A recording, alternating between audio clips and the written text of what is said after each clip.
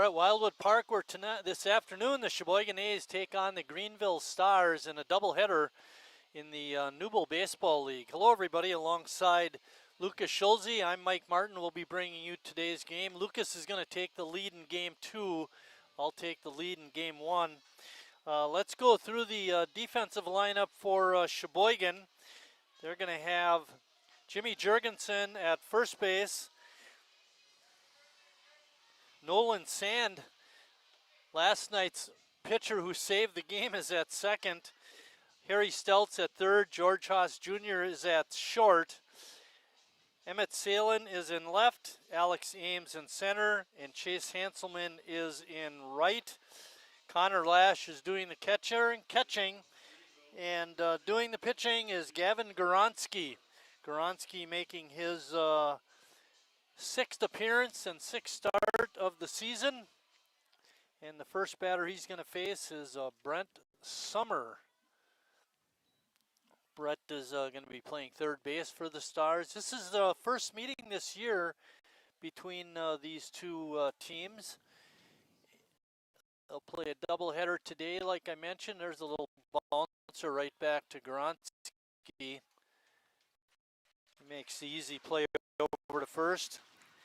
And then these two teams will play a doubleheader again tomorrow, but it'll be in Greenville, and that'll be their season series, finishing all the games in 2 days. Yeah, Greenville only comes into this game with one win in Newble action. So this is a big time for Sheboygan to take advantage and try to move up those standings. They're in third right now at 5-4. Turner Kunke is up. Turner's playing out in right field. Sheboygan comes in 21-13 overall. They're 5-4, like Lucas mentioned, in the Newble. They're in third place. Another ball right back to the mound. It glances off the leg of Goronski. It'll go as an infield hit. They trail Menasha by 2 games. Appleton is in second place. They trail them by a game and a half. So need a big weekend from the A's to gain some ground on those two teams in front of them. Yeah, it's back-to-back weekends for Sheboygan now that they're going to have big games that are going to decide their fate in both leagues, with this weekend against Greenville and then next weekend when they head to Lombard. So I was thinking about this earlier today, Lucas. I think in order to be successful this weekend, the A's have to take at least 3 out of 4. 100%. If not 4 out of 4, I feel like a team that's only coming in with one win, you feel like anything less than a sweep is kind of a letdown. They lost on Thursday night to Appleton 5-2. It was a close game till Appleton broke it up later in the game. So just because they don't have many wins in the league, you got to take them seriously. They have some good players. Sheboygan a little short-handed today. You had mentioned prior to the start that Sheboygan has 2 pitchers here today. One's going to start this game, one's going to start the other game, and any relief pitching is going to be done by position players. That ball is stroked into right field for a hit.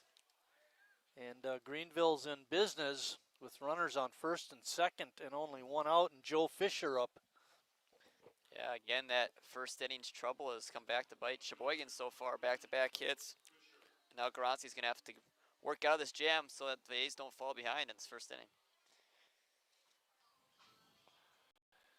Game time temperature today is 78 degrees. It's very sunny out, not much of a wind.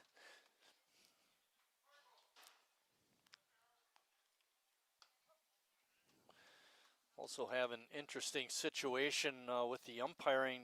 Doug Steinke is the base umpire, the home plate umpire, and we don't have a base umpire today, at least not yet. Liner into left field, a base hit. That'll score a run. Good piece of hitting by Fisher. Goronski having trouble getting the second out. Yeah, it's been a lot of, I'd say, hard hit contact off them. I mean, not like 100 miles an hour off the bat type of hard hit contact, but they're hitting the ball well. They're seeing him well early. Gary Weiss, the shortstop, is up.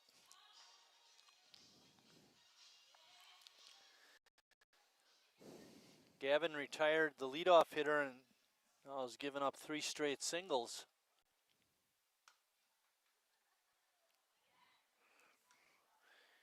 Goronski has thrown 28 innings, given up 28 hits. Does have 23 strikeouts, has a 3-2 record.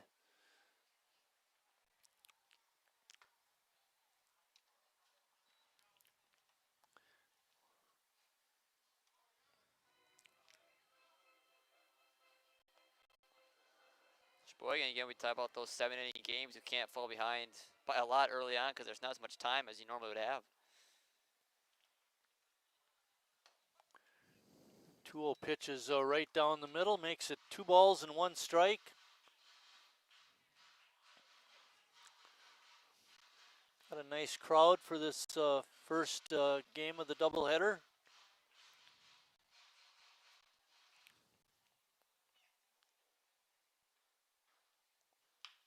Ball hit right down the line, just foul. That would have been trouble if it was a fair ball. Yeah, it would have been 1, if not 2 more runs if that got all the way down to the wall. Sheboygan gets a break there. That one just went on the left side of that third base bag.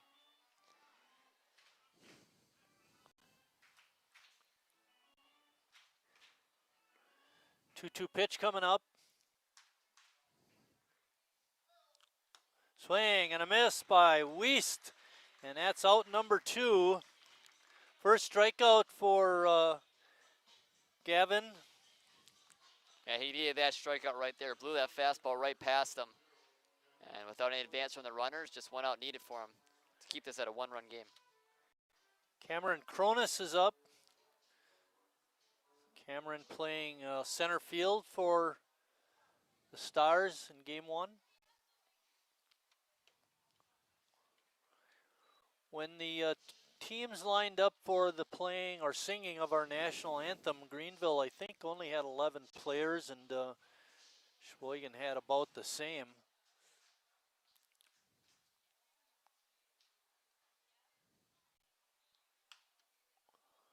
Ball hit foul down the right field side. Stays in the ballpark.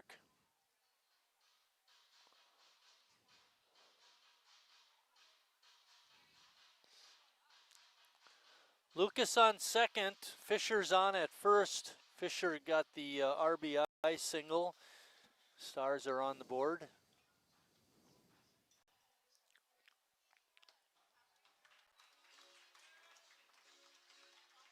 Another swing and miss.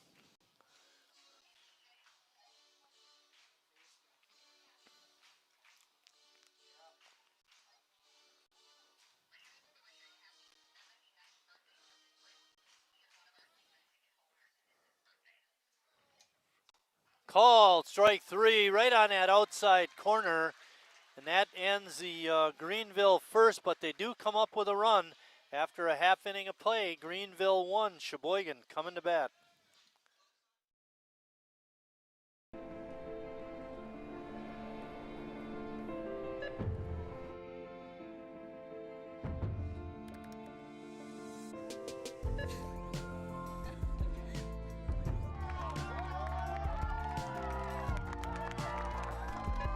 Whenever you shop Meijer, you help support programs like Boys and Girls Clubs and Girls Who Code that show kids they can dream anything and do even more.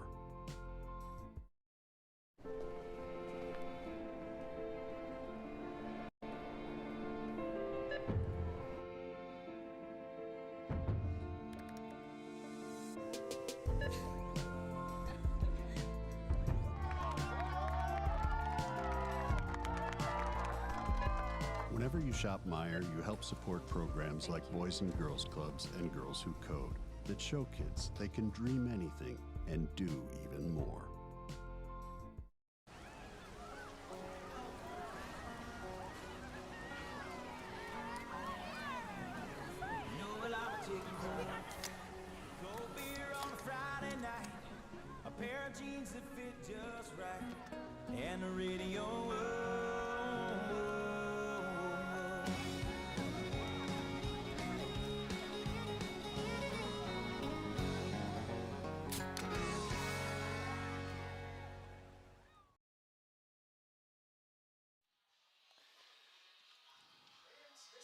Lucas, why don't you go through the defense for Greenville? Defensively for the Stars, in left field it's Joe Fisher. The center fielder is Cameron Cronus. And right field is Turner Kunke. Around the horn from third to first. In the infield, the third baseman Brett Summer. At short is Gary Wiest. The second baseman is Benny Kiefer. At first is Jake Lucas. Behind the plate is Troy Dagenhef. And then the pitcher is Tavian Gass. Alex Ames is leading it off for us. He's comes in hitting 274.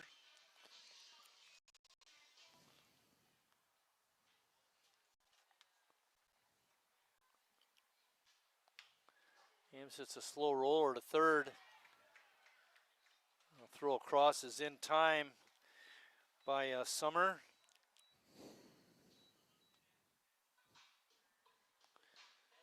Next up is Chase Hanselman. Hanselman was 1 for 4 last night with a walk, and he did score a run.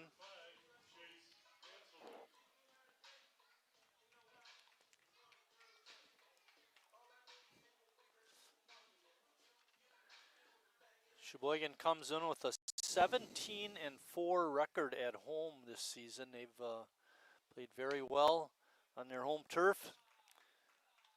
Road record not so much, 3-9. Yeah, it's a good thing though. So far they've played a lot more home games than road games, so that record looks a lot better overall.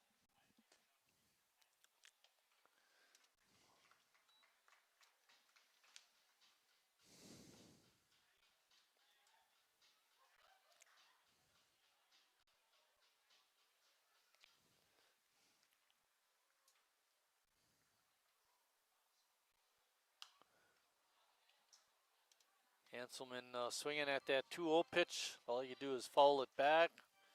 Makes the count 2 balls and 1 strike. 7-inning games for the doubleheader.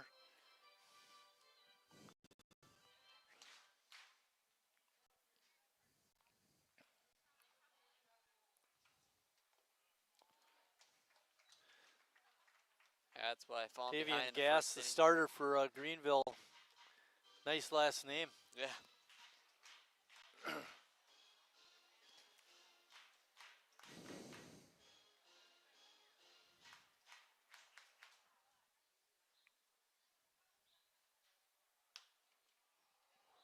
Ball is popped up down the right field line, but just out of play. I'm not sure if I said our record right. It's 21-13 overall. Yeah, they've been hot recently too. We're in the last game versus Menasha and done some damage in the Wisconsin State League so far this season. To help that record be what it is. 3-2 pitch is low and outside. And Hanselman draws a walk. And that brings up Harry Stelt.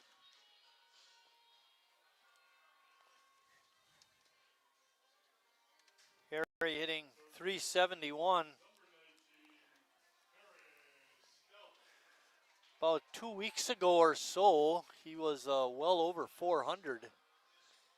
Yeah, a couple offers bring that average down so much because it was so high. You're in over 400, you gotta have at least 2 hits a game to keep it there. First pitch to Harry is up in the zone, ball 1.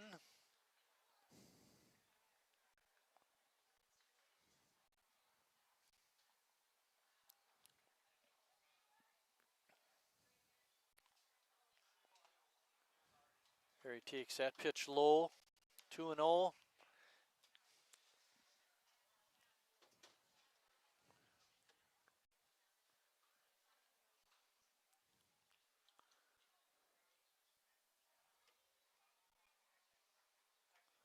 A good take by Harry. Breaking ball that broke down. It's 3-0. I expect Carey to have the green light here, even though it's 3-0. He doesn't swing 3-0 very often, but if it's right down the middle, he might just offer at it. And he takes up another 4-pitch walk. Gas having trouble finding the zone. That brings up Connor Lash. Whoops, now you broke it.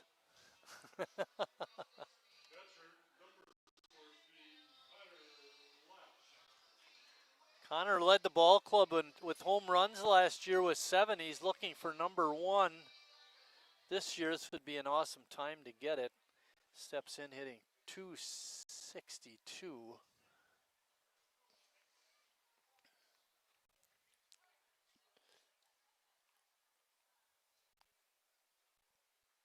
After a slow start to the season, he's definitely picked up right where he left off on these past couple of games. Got 5 hits in his last 2 games. In that Menasha game last night, he had 2 hits and an RBI, was on base 3 different times.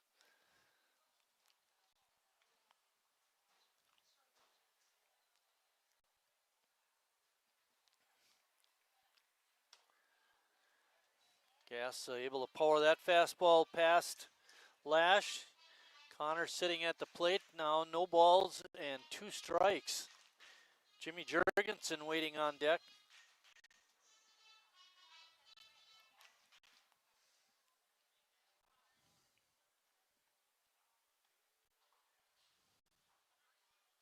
Hanselman on the move, and a double steal as Connor Lash takes a ball.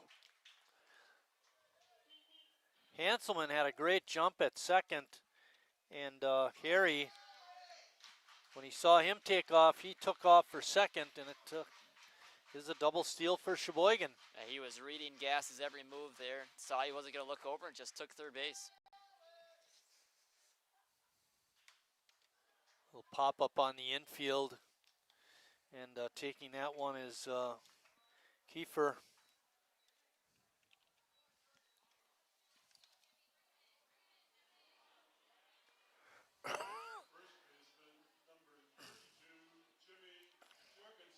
Jimmy had a tough night last night. He was 0 for 4 with a couple of strikeouts and left 6 runners on base.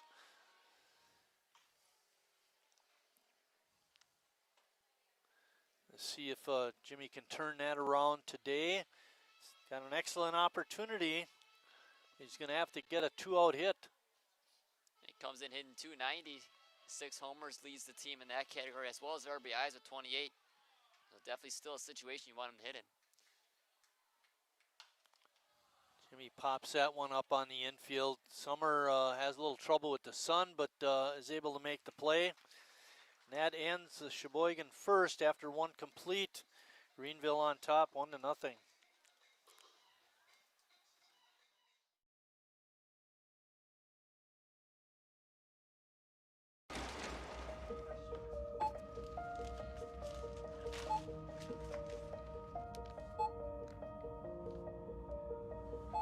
Whenever you shop Meijer, you don't just feed yourself or your family. You help support programs like Simply Give that feed our neighbors in need. Thank you.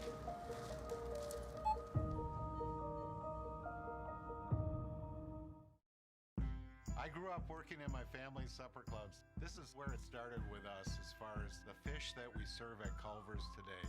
We source the finest cod and batter each fillet by hand and always cook it to order. That beautiful golden brown color and flaky on the inside. The fish fry is a Midwest tradition. It's about families coming together. I love bringing this tradition to guests everywhere. Mom and Dad would be proud. Welcome to Delicious. Wingism number 1, the Flavor Saver.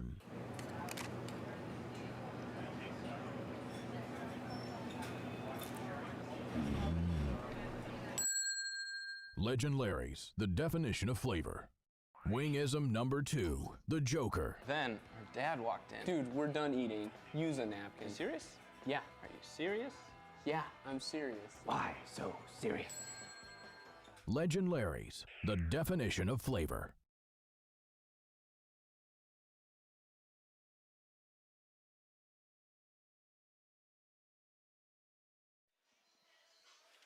Gavin Goronsky, the Sheboygan starter, goes 6'4", 220. He's a big guy. He's from Wauwatosa, attends North Central College. And Throws pretty hard too, Lucas. Yeah, he's been a good player for Sheboygan, and we saw him against Sheboygan a couple years ago, and now he's part of the team. So it's nice to have that. Got to play his dad early in the season, so it's been a complete season for Gronsky. Ethan Peters, the DH, is going to lead off the second inning for the Stars.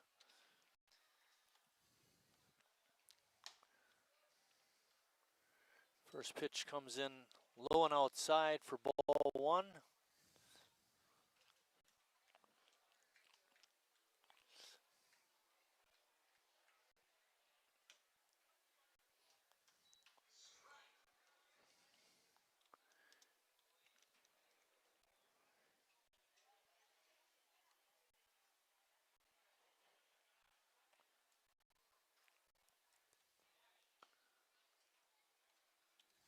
That pitch a little bit inside makes the count 2 balls and 1 strike.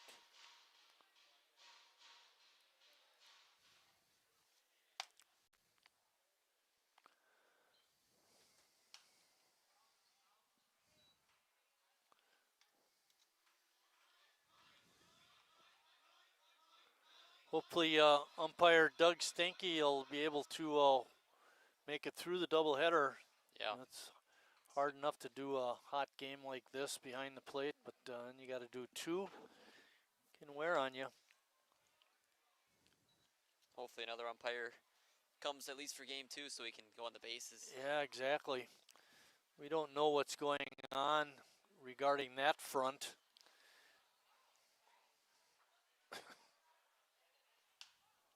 Ball is popped up into a short right, and making the diving attempt was Sand, but he couldn't make the catch. It's going to go as a base hit for Peters.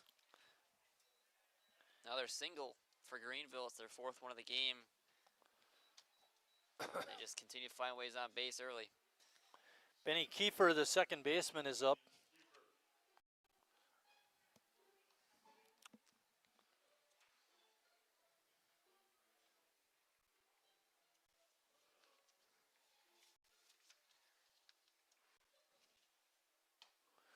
We mentioned that Sheboygan beat Menasha last night by a score of 5-4. Nolan Sand, today's second baseman, earned the save last night. Joe Richardson got the win.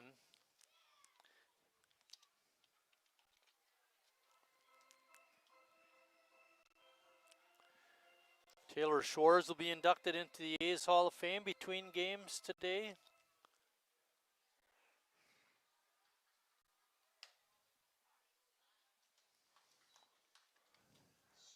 Count is 2 balls and 1 strike.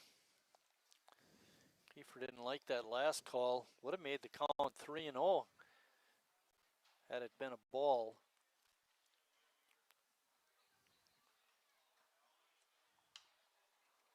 Hauls that one straight back. Yeah, for Gronsky, he's been a really solid pitcher for Sheboygan this season. He's not quite on that ace level like a Ricklitis or a Rindflesh, but he's been really solid, so it's kind of concerning and unusual to see him struggle against a team at the bottom of the standings.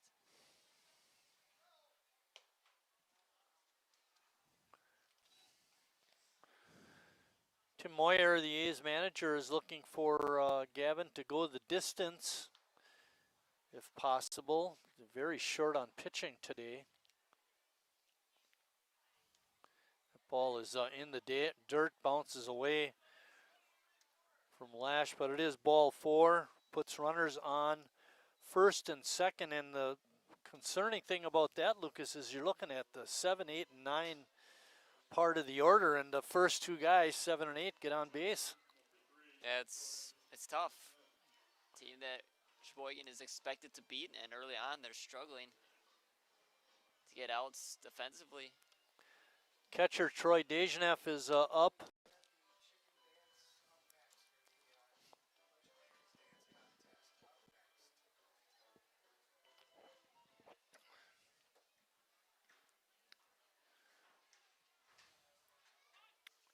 Dejanev squares the bunt and falls it straight back.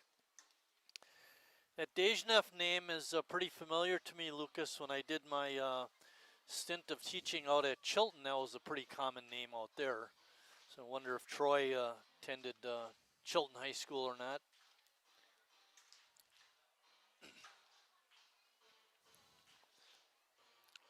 I do remember umpiring a game. It was actually here, and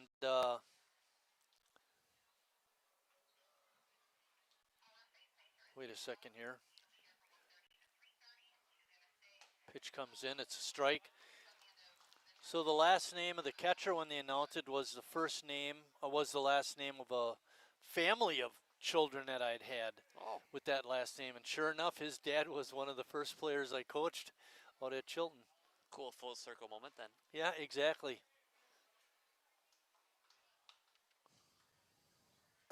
Another foul ball.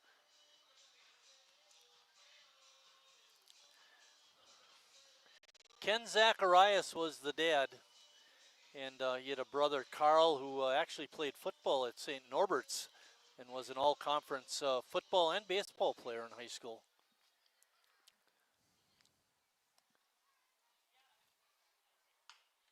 Bouncing ball to Harry. And no play. E5. Thought Harry might have had a play on the guy going to third, but just couldn't pick it up in time. Yeah, tough start this inning. You mentioned 7, 8, 9 guys do up. You think, well, it's going to be a little bit easier, get some outs, get out of this inning quickly. Instead, you got the bases loaded, nobody out. So I think that Zacharias family, it went Ken, Kevin, Carl with a K, Corey. There's a double play ball. See if they can turn it. That's going to get one out. Run scores on the play. Sand not able to get the pick right away, but did wind up getting an out on the play. So that's important. And something that Tim Moyer talked about before the game is that the defense has really been letting down its pitchers, and seen it again in the second inning. 2 times. Moyer calling for his infielders to come in, trying to choke off any more runs. Greenville already leads it now 2-0.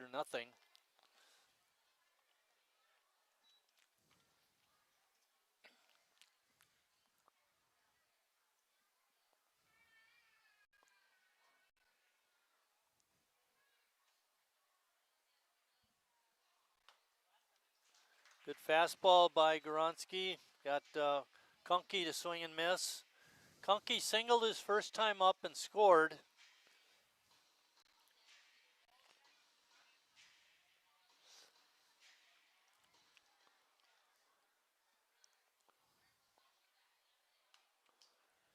Greenville threatening to break this one open. They already lead it 2-0. And they do have runners on second and third with one out. Yeah, it's in danger of getting away from Sheboygan early. Hopefully Goronski can get a strikeout or a ground ball right at an infielder. Pitch is up, out of the strike zone. Makes the count 2 balls and 2 strikes.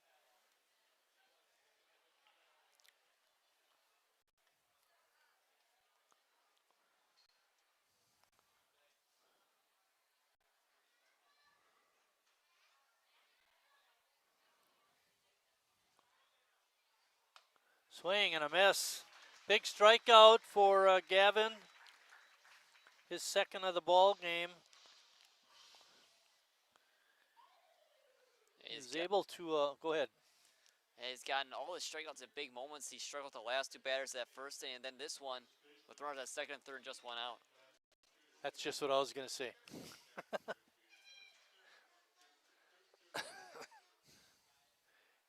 Jake Lucas up there. Jake singled in that first inning.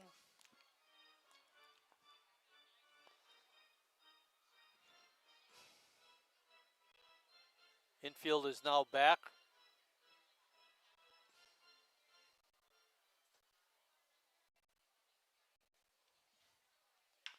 Line drives right past Sand. He dove for it, couldn't come up with it. 1 run is in.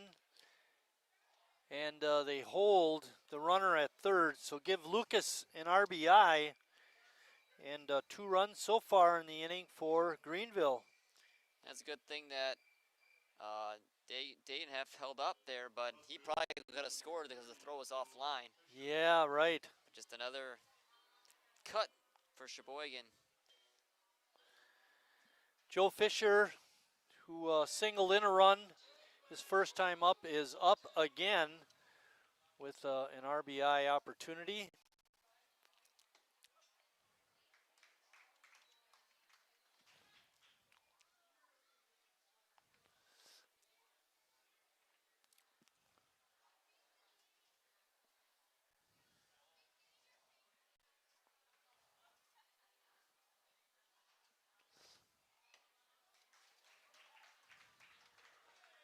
I'm surprised Lucas hasn't tried to steal second. Yeah, a lot of times you see that, try to get both runners in scoring position. Again, more than likely Lash isn't going to throw down to second base with that runner on third unless they have the pickoff play working.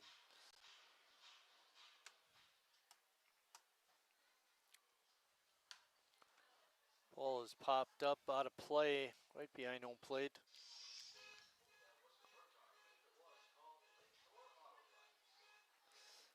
I hope it wasn't my car either. Pretty sure that ball made the parking lot.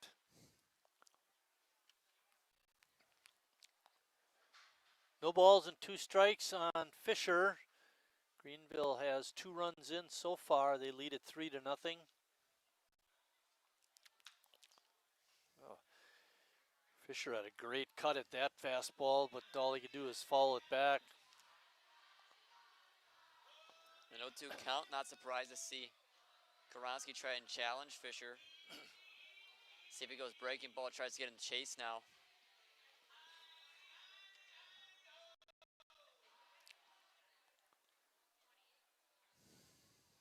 Breaking ball, got him swinging. And that ends the top of the second, but not before Greenville puts 2 more runs on the board.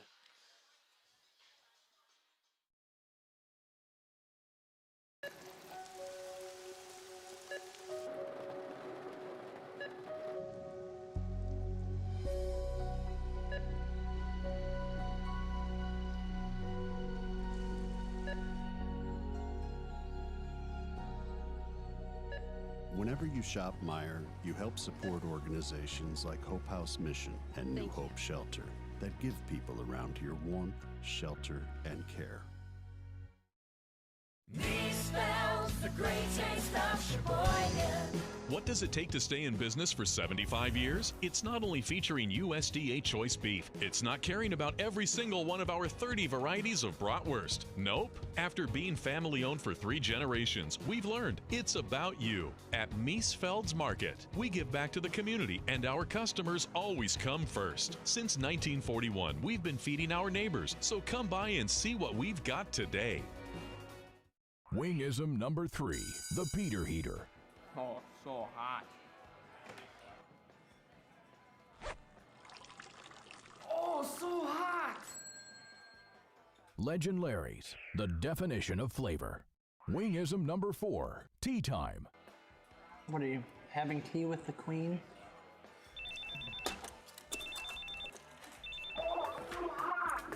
Hello. Nice. Legend Larry's, the definition of flavor.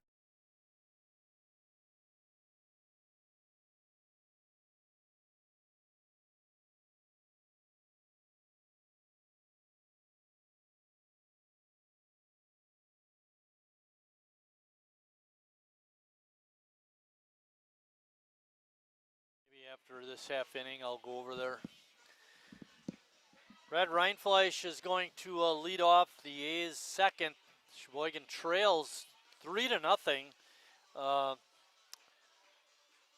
Seems like we're sleepwalking out there, Lucas. There isn't that fire we need to get things going. Hopefully Brad can shake us out of the doldrums.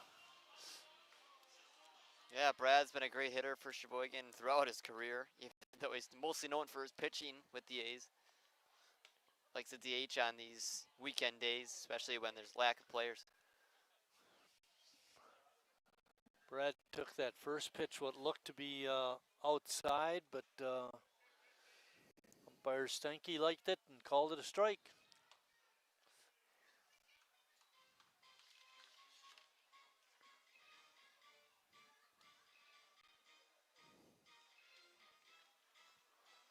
Reinfleisch comes in hitting 256. Oh, you do have it there. Sorry about that. Just trying to make it easier for you.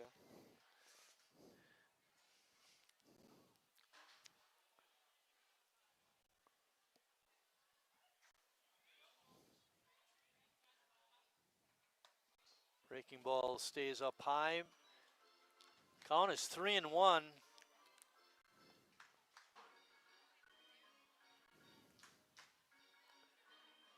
Pete Schrader out in the stands selling the 50-50 tickets. Another pitch that looked outside. I'm sure Brad didn't like the call again, but Sankey liked it. 3-2 pitch coming up. And Reinfleisch with a swing and a miss. Yeah, great pitch there by Gass. Got him to rise his sights a little bit and swung and missed at it.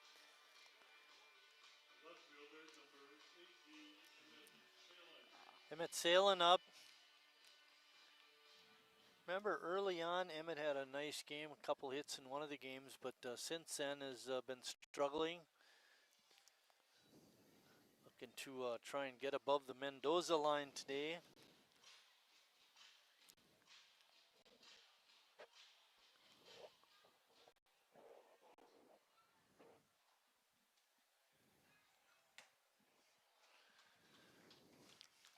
I had mentioned it last night during our game. We did not have one 1-2-3 inning against Menasha. They were always putting runners on base. And that was weird because Sheboygan had two of their best pitchers, if not two of their best pitchers on the mound. Yeah, exactly. And so far, there's been a lot of traffic when Greenville has been batting.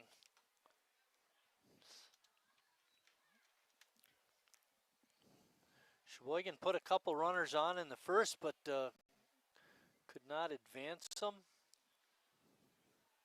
They did double steal to get the second and third, but then we couldn't come up with a productive out to score a run.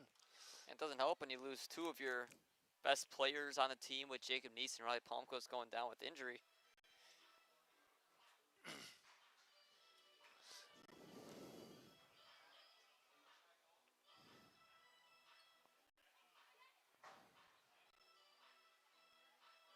Not sure what Stanky and Gass are talking about.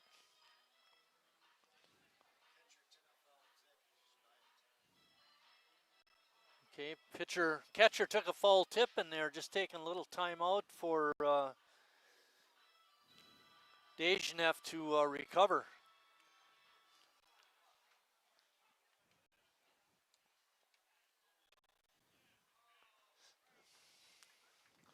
You know, when we make a mistake up here, you never see the umpire walk out to the mound to give us a little break to recover. We just got to deal with it.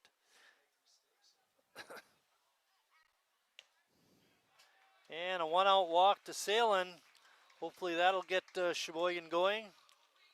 George Haas is up. George had a nice night last night with a couple of hits. Lucas?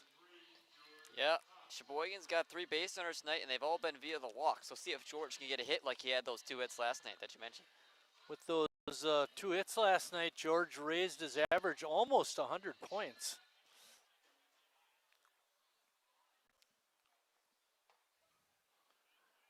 Gass's first pitch is a fastball on the inside corner for strike 1.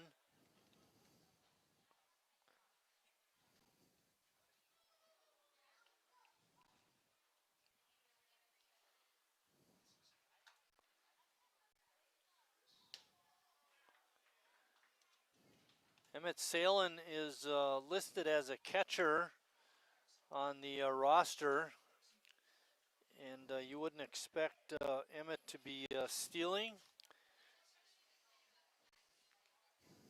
especially down 3 runs. There's a looping line drive out into center field, a base hit. And another hit for George Haas. Continues to stay hot, and ever since, feels like that calendar in mid-June is when he really started to take off and start consistently hitting. And I remember, he still wasn't getting hits, but you know what he was doing? At least he was getting on base. He drew a walk or two, and I think he reached maybe on an error, but he's, and now he's turned the corner, hopefully.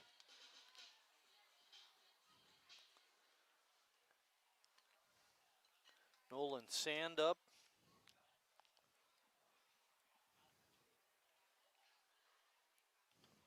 That first pitch by Gass is in the dirt. Good stop by Dejnev.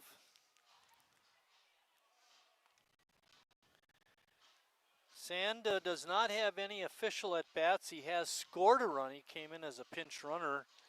I believe that was a home game we had.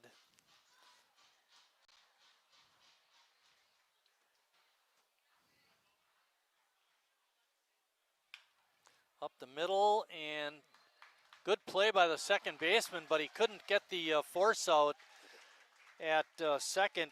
Gives Sand an infield hit, and that loads the bases for Sheboygan with only 1 out and the top of the order up. Yeah, that was a tough play in the hole, and to make that flip would have been an extraordinary play. Yeah, exactly. He just gave it his offline. all. Good try by Kiefer.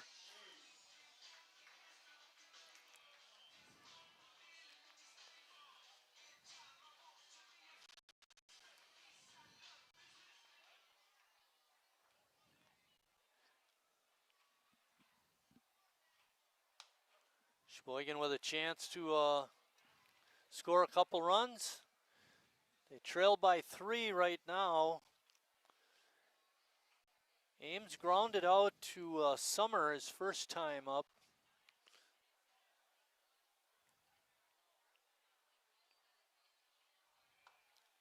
Breaking ball by Gass is up.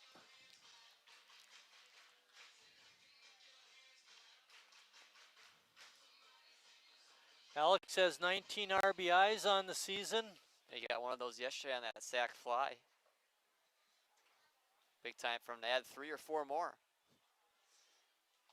A good rip at a fastball, but just couldn't hit it.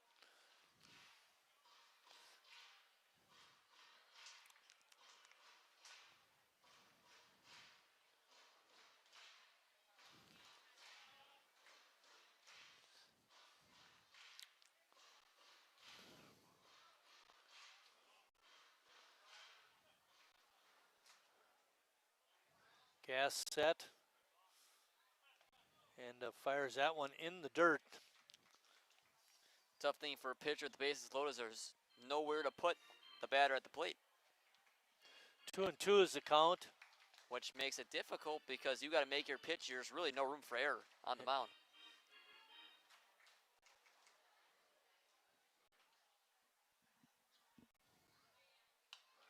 Salem hanging in there, fouls it straight back off the netting.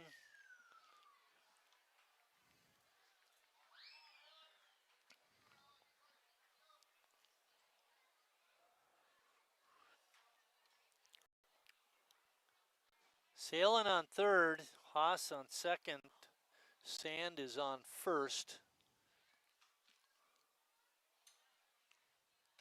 And pitches up out of the zone. Loads the count at 3-2. After those first 3 base runners reached via the walk, Sheboygan's now got back-to-back hits. See if it can be 3 walks and 3 hits with Alex Ains at the plate.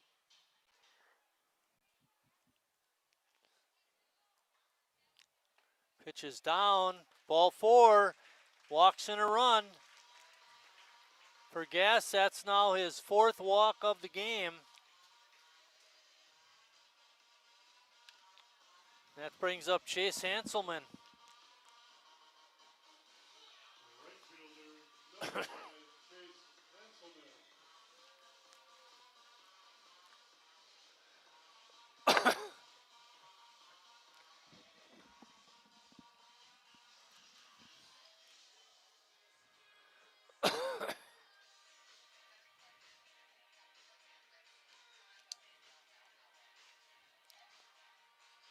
keeping gas out there. Probably just tell them to calm down. It's a big situation. Greenville can't afford to give up any more runs. And for the New Bowl playoffs, the top 4 teams make the playoffs. And there's 5 teams in the league. And they're right in that battle with Kewaskum for that 4th spot. So this is a huge game for them as well. Yes, it is.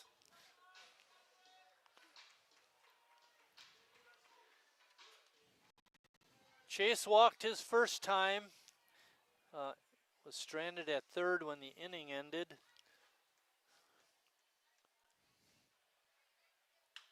Drills one to the gap in left center field. That's going to get down and roll all the way to the warning track and the wall. 3 runs are going to score on that base hit. Good hustle off of first base by Alex Ames. He was running hard right from the get-go. It's a bases clearing double by Chase Hanselman, and Sheboygan has the lead. And give Hanselman another double. He's got 11 of them now, and that one hit right in the left center field gap. Perfect spot for it, and Alex Ames mentioned running around the bases full speed, gets home that game, gives Sheboygan the lead. And Harry's up with a man on second, can increase that lead. Harry walked his first time. Also collected a stolen base on the back end of a double steal, his second of the season.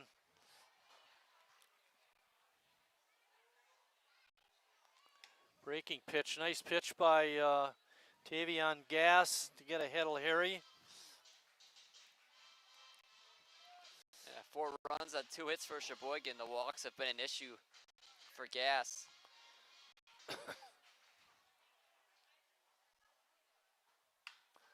Slow roller to short. Play over to first is in time. Nice play by Wiest. On the play, Hanselman advances to third. Connor Lash is up next. Lash has been one of the hotter hitters on this A's team. Talked about the 5 hits in the last 2 games. Big spot. Gives Sheboygan now some insurance in the second.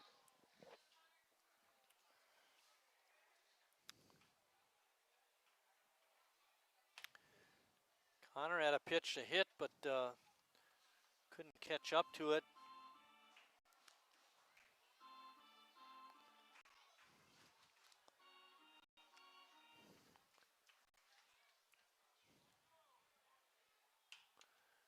It's a little pop-up into short left field. That's going to be a tough play for the shortstop, but Wiest able to get back and make the over-the-shoulder catch. Good play by him.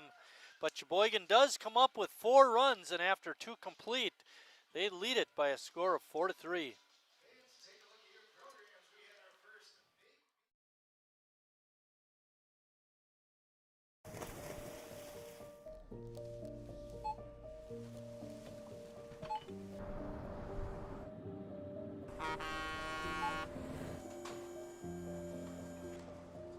Whenever you shop Meijer, you shop for more than yourself. You help support sustainability in all our communities. Thank you. Today, tomorrow, and for years to come.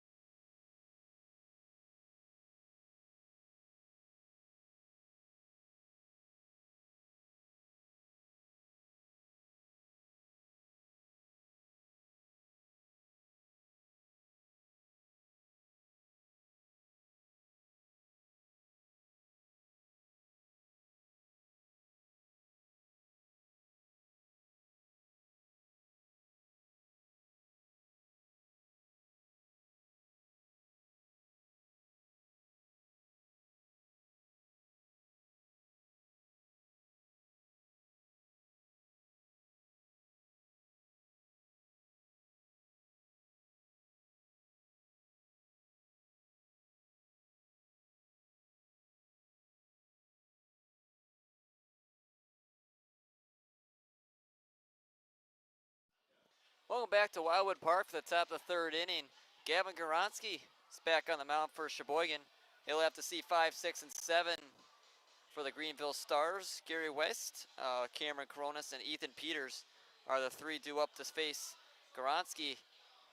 Sheboygan just put up a 4 spot in that second inning, courtesy of the 3-run bases clearing double from Chase Hanselman. Now I need to shut down Greenville pitching-wise.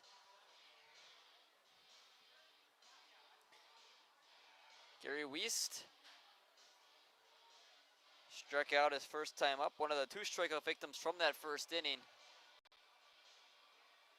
Second at-bat now against the A's pitcher Goronsky. First pitch to him is in there for a strike, a wide strike that time, but strike nonetheless.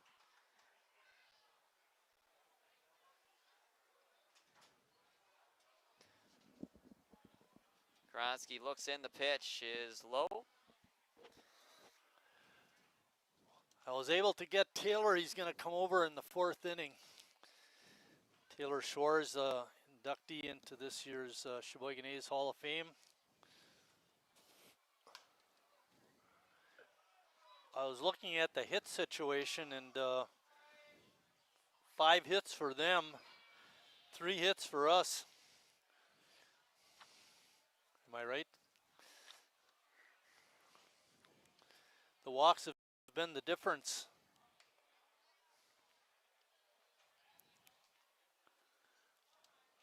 Yeah, 4 walks from Gas in the first 2 innings. It's been a huge reason why Sheboygan has the lead right now. Obviously, Chase Hanselman's big hit, the biggest reason why. So for Hanselman, that was his 12th double of the season? 11th. 11th, okay.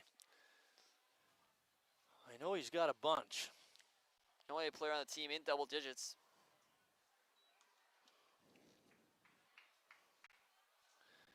Next closest to him is Harry with 8.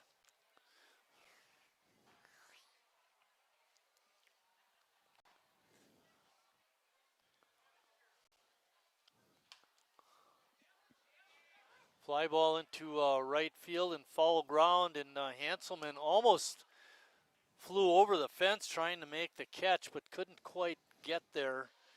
And it goes as a foul ball. And that's a scary field, running full speed, and you see the fence right in front of you, and you can't stop. You know you're going to hit it.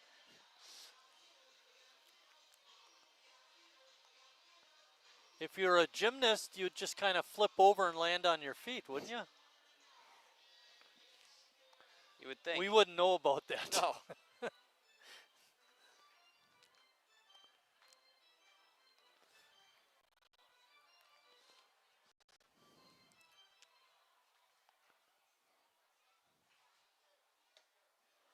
That pitch is up high, and not a good start to the inning with Wiest leading off with a walk. That's the second walk given up by Gavin. He just can't, doesn't seem to have it today against this Greenville lineup. When he misses, he's giving up base hits, and when he misses outside the zone, he's giving up walks. It's just can't find that common ground. Cronus up, Cameron, fouls that first pitch off. Cameron, as I mentioned earlier, is playing center field today for Greenville.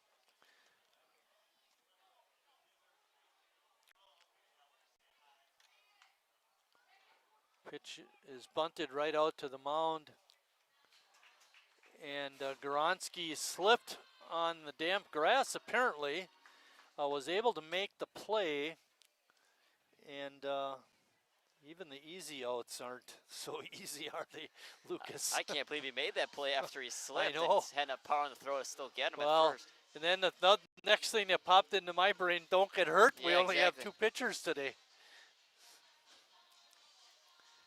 Ethan Peters is up next. Give Cronus a sacrifice on that play.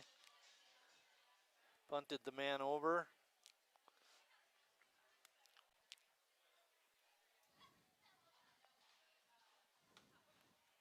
Nice breaking ball by Gavin Goronski get ahead of the count. Peters singled leading off the second and scored. So he's 1 for 1 in the ball game.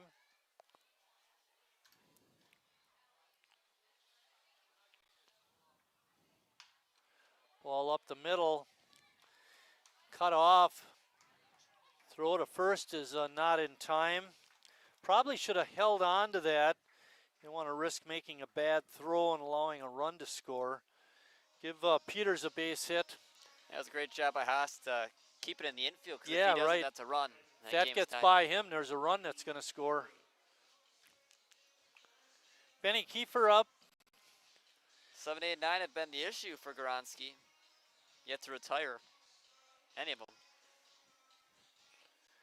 You know, the other thing that we haven't talked about with all this traffic by Greenville is there's a bouncing ball, finds a hole, goes into right field, and Greenville ties up the ball game.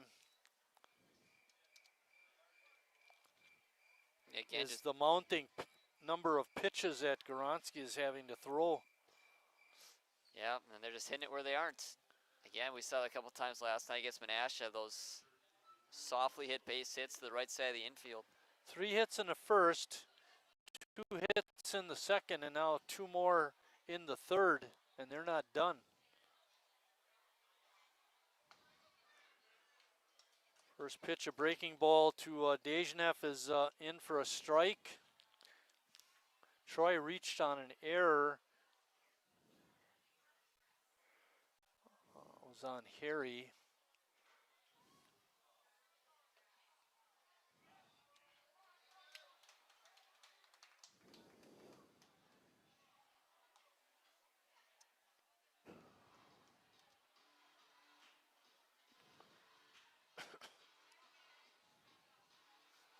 One run in so far for Greenville. We're tied at 4.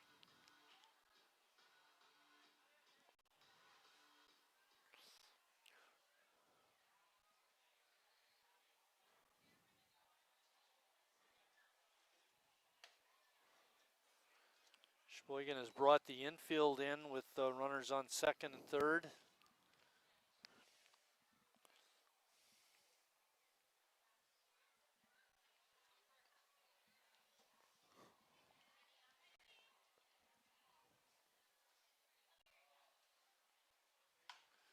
Bouncing ball past Jimmy Jurgensen at first. That's going to bring in 2 runs. And Dejnev, the number 9 hitter, comes through with a 2-run single to right. Yeah, just hitting it right at Jurgensen. I shouldn't say right at. That was a tough play for him to make it diving attempt. But again, another base hit, and 7, 8, 9 have yet to be retired, and there's 6 at-bats. It's the bottom of the order, doing a lot of damage for Sheboygan Stars. scored 4 in the bottom of the second. Greenville has come back to score 3 in the top of the third, and they lead it. And the way this game's going, it seems to be there's no way that Goronski's going to go 7 innings. I would not think so either.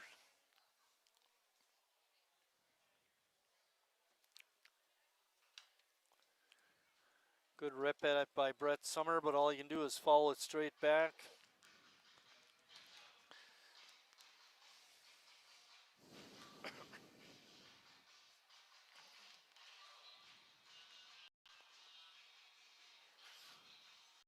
Dejnev not taking much of a lead at first.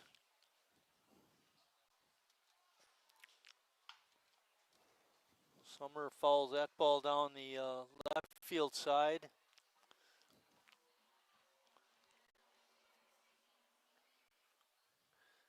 Number 8 hitter Kiefer with an RBI single, and then Dejnev, the number 9 hitter, follows that up with a 2 RBI single. And those account for the 3 Greenville runs.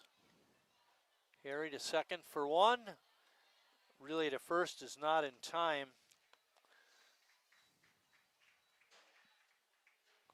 Goronski now with 67 pitches.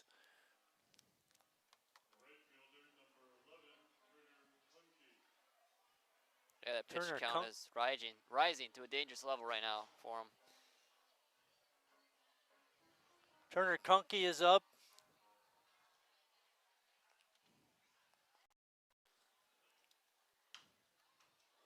First pitch swinging, fouls it back.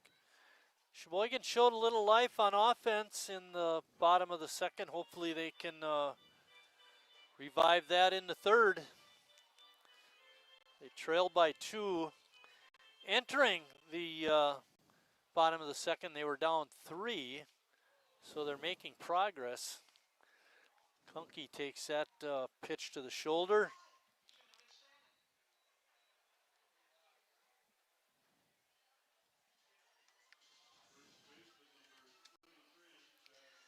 It just continues to go downhill for Sheboygan. At least 6 hitters have hit in every inning. Can't So have is it if we can win. Bill, we got Jake Lucas down here.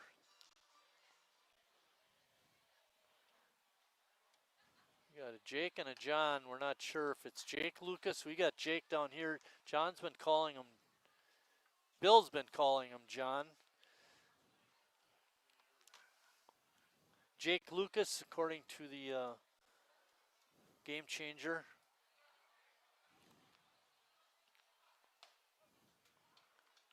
Pitch is a strike.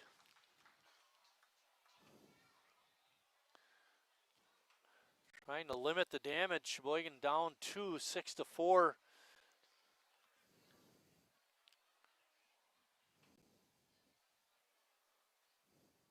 It's not like Gas has been lights out with all the walks he's given up. Yeah, this game is definitely far from over. Sheboygan can score quickly. We saw it last inning. Just got to prevent the runs defensively.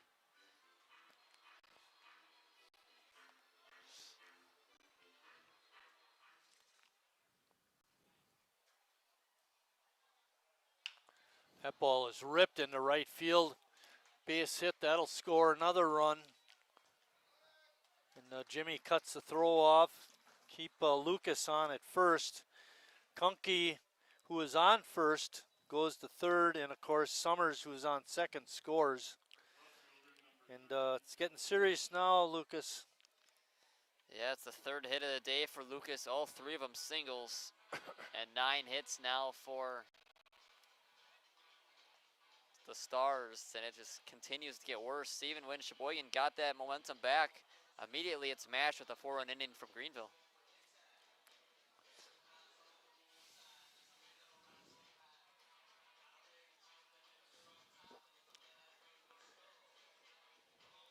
You know, it's really tough. Tim Moyer's kind of backed into a corner without having relief pitchers to call on. You know, you almost got to stick with the guy. Hopefully he can get you through, but giving up a lot of hits. You're going to need him to get through at least 5. You can't trust position players to give you more than 2 innings. Yeah. Unless you put Cal on the mound, but I don't even think Cal's here today. 4 hits in the inning. That's a high for Greenville. They had 3 in the first, 2 in the second, and now 4 in the third. And they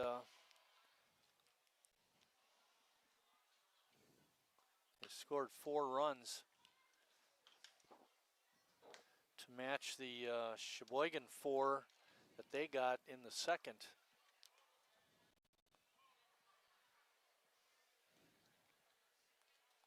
Kunke's on at third. Lucas is on at first. Fisher's up.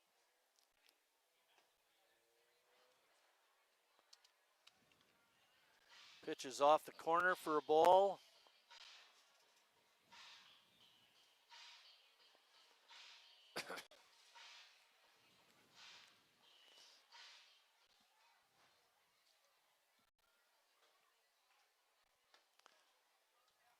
Pitch is in there for a strike. Can't let it get any worse if you're Goronski. This has to be the batter you get with Fisher. It's already the 9th man to hit in the inning. When we move to the bottom of the third, it'll be Jurgensen, Reinfleisch, and Salen.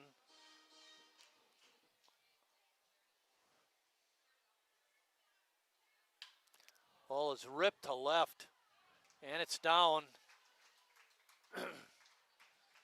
And another run is in.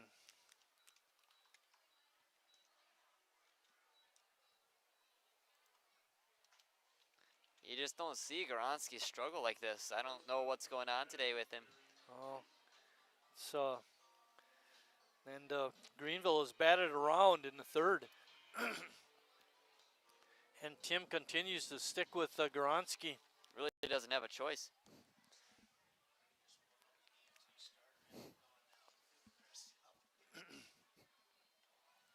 Good stop by Connor Lash. Keep Lucas at second and Fisher on at first.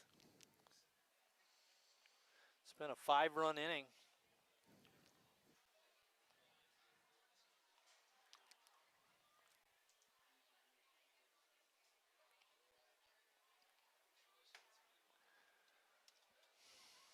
If you're Moyer, you want to at least get out of this inning. I mean, you don't want to pull him through 2 2/3. But he's over 80 pitches now. Getting to that danger area. Gary Wiest is the batter. He walked to lead off the inning.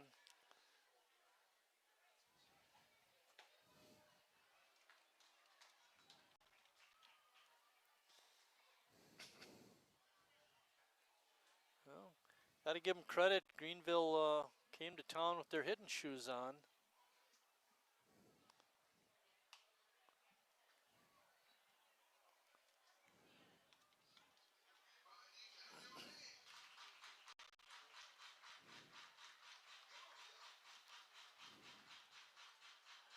Cameron Cronus waiting on deck. There are 2 outs.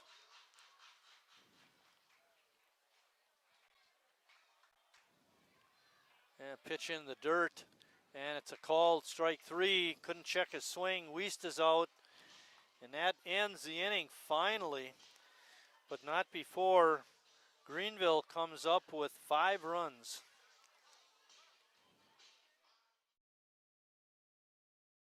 Estimated hold time is now less than 96 minutes.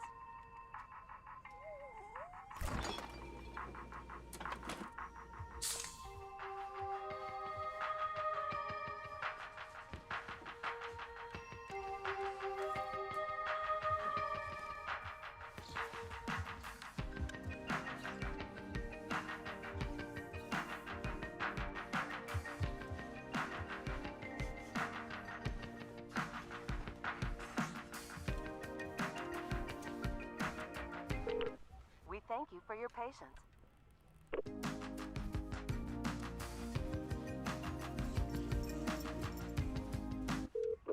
Sorry, are you still there? Yes. Okay, please hold.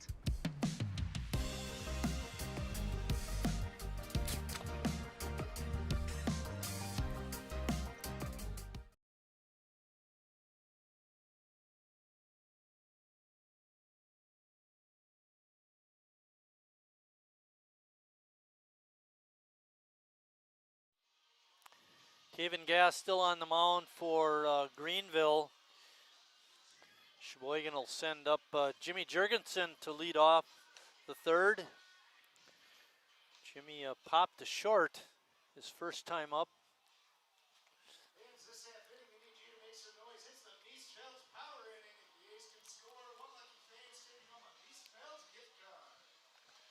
Jimmy was the only guy who didn't hit last inning. He's had 8 batters on the plate. You feel like kind of forgot about it after what Greenville just did last inning.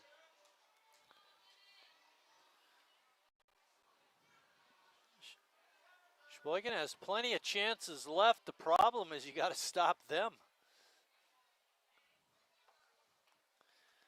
Greenville got 1 in the first, 2 in the second, and a 5 spot in the third. They have 8 runs. Sheboygan able to score 4 in the second.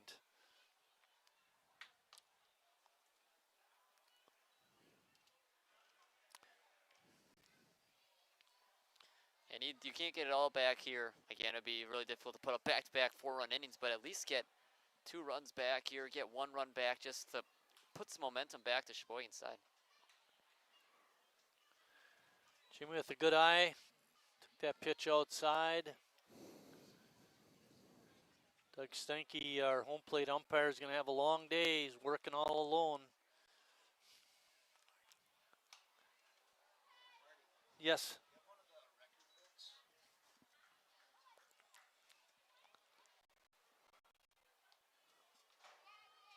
Hey, Chad. Chad Kerr up in the press box, former manager for Sheboygan.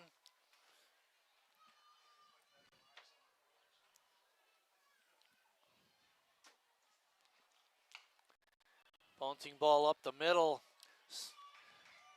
Good play by Wiest. Charging and firing over to first and getting Jimmy by half a step.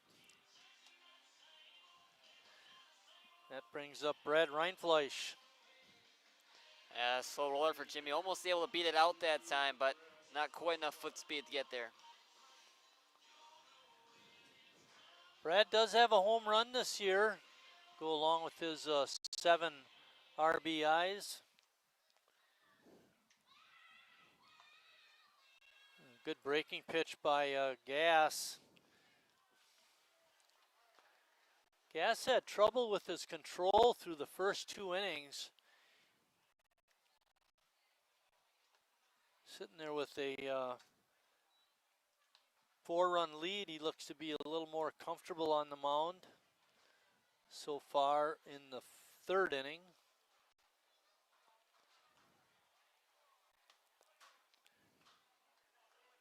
Well, Brad took that pitch. He thought it was up. Stenke liked it and called it a strike.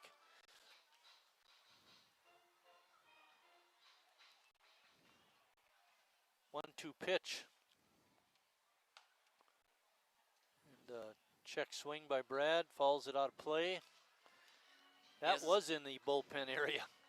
This is only Brad's 41st at-bat of the season. A lot less, about half of what every other ace starter gets. But he sure makes it worth it. The at-bats that he puts on the show for Sheboygan. Breaking ball right there. Good pitch by Gass. Caught Brad looking. With 2 outs, Emmett Salen's up. Need to start a 2-out rally. Hopefully Salen can get on base somehow here. Drew a walk his last time. Had a really good at-bat too. Drew a full count. Was able to draw the walk.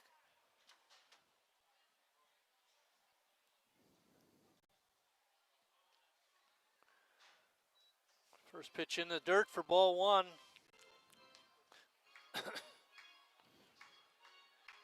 Be interesting to see if Goronsky comes out to pitch the 4th.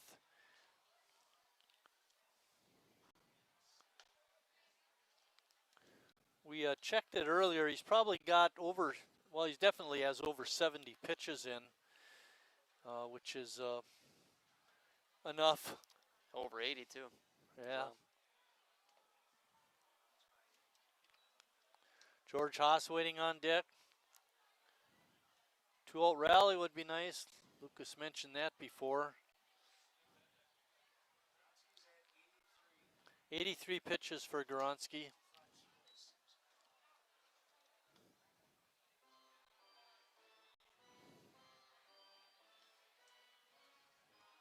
Yeah, I think maybe got one more inning in him. I mean, you don't want him to go too far over 100. Yeah. Especially if he struggles again in the 4th. Be a difficult decision for Moyer.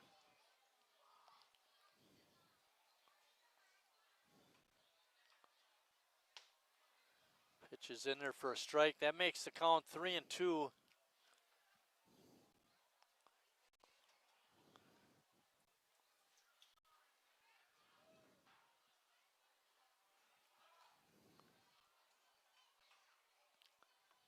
And a good breaking ball. Gass looked very good that inning, striking out a pair of Sheboygan A's after 3 complete.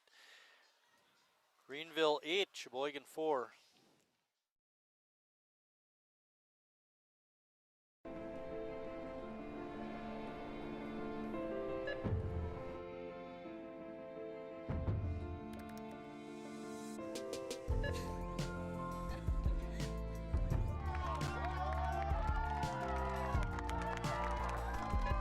Whenever you shop Meijer, you help support programs like Boys and Girls Clubs and Girls Who Code that show kids they can dream anything and do even more.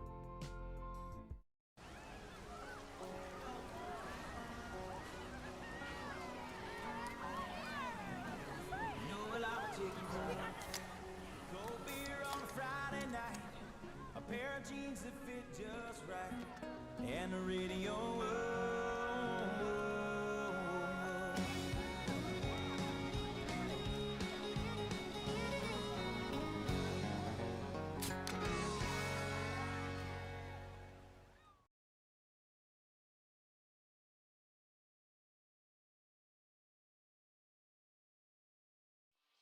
Goronsky still on the hill for Sheboygan. He'll face Cameron Cronus, the number 6 hitter. Cronus is 0 for 1 with a sacrifice bunt. That was that play where Goronsky fell down and was still able to make the throw to first to get the out. Still don't know how he had enough power behind that throw to make that play. It was a good thing for Sheboygan that he did. Let's see if he can get a clean inning. We haven't seen a clean inning. We didn't see one last night either against Menasha. This is getting to be Dying too for long. one, yeah.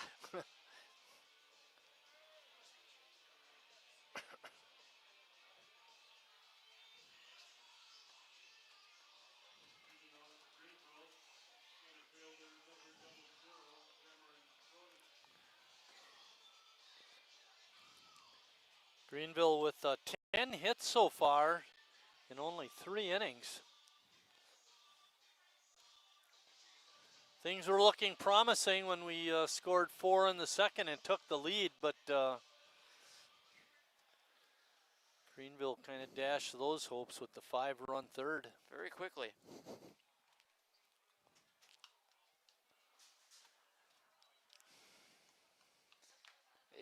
Three pitchers in 3 innings is not a recipe for success for a pitcher. So hopefully this 4th inning can see him get through it cleanly, like we talked about. Even if it's you allow a base runner, just try to keep any runs off the board. Yep, shut him down. Good breaking ball that time by Gavin, getting Cronus to just foul it off weakly.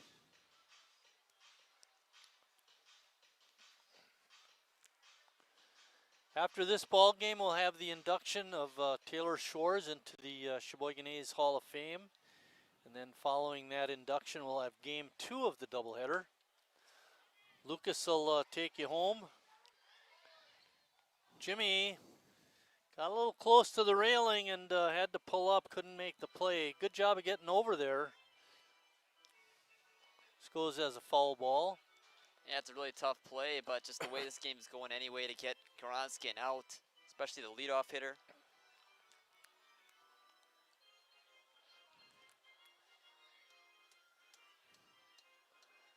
2 strikes on Cronus. See if Gavin can get him.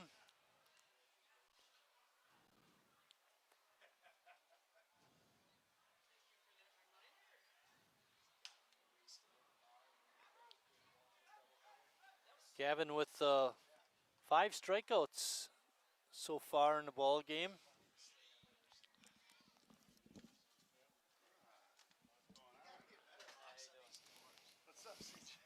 How you doing?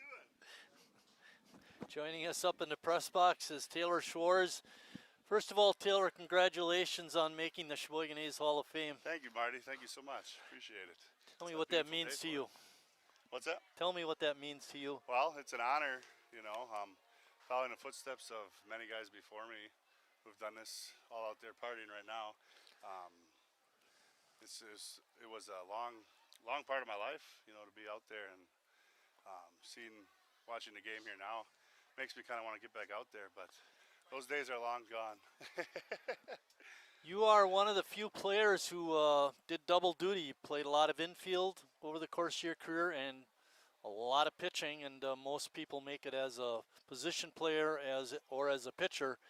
Talk a little bit about that and what that means to you and how you progressed throughout your baseball career. Yeah, it was kind of funny how originally being an infielder, well actually my first year I did pitch a decent amount and it went well for me, but infield was always my go-to, and that's what I did for college, but it just became, I don't know, things just went right with me pitching here for the A's that I ended up sticking with that, and then as life got harder living in Green Bay, it was nice to just come down once a week to be able to pitch, you know, and keep my career going that way. Yeah, that is a good way to be able to do it. You're right.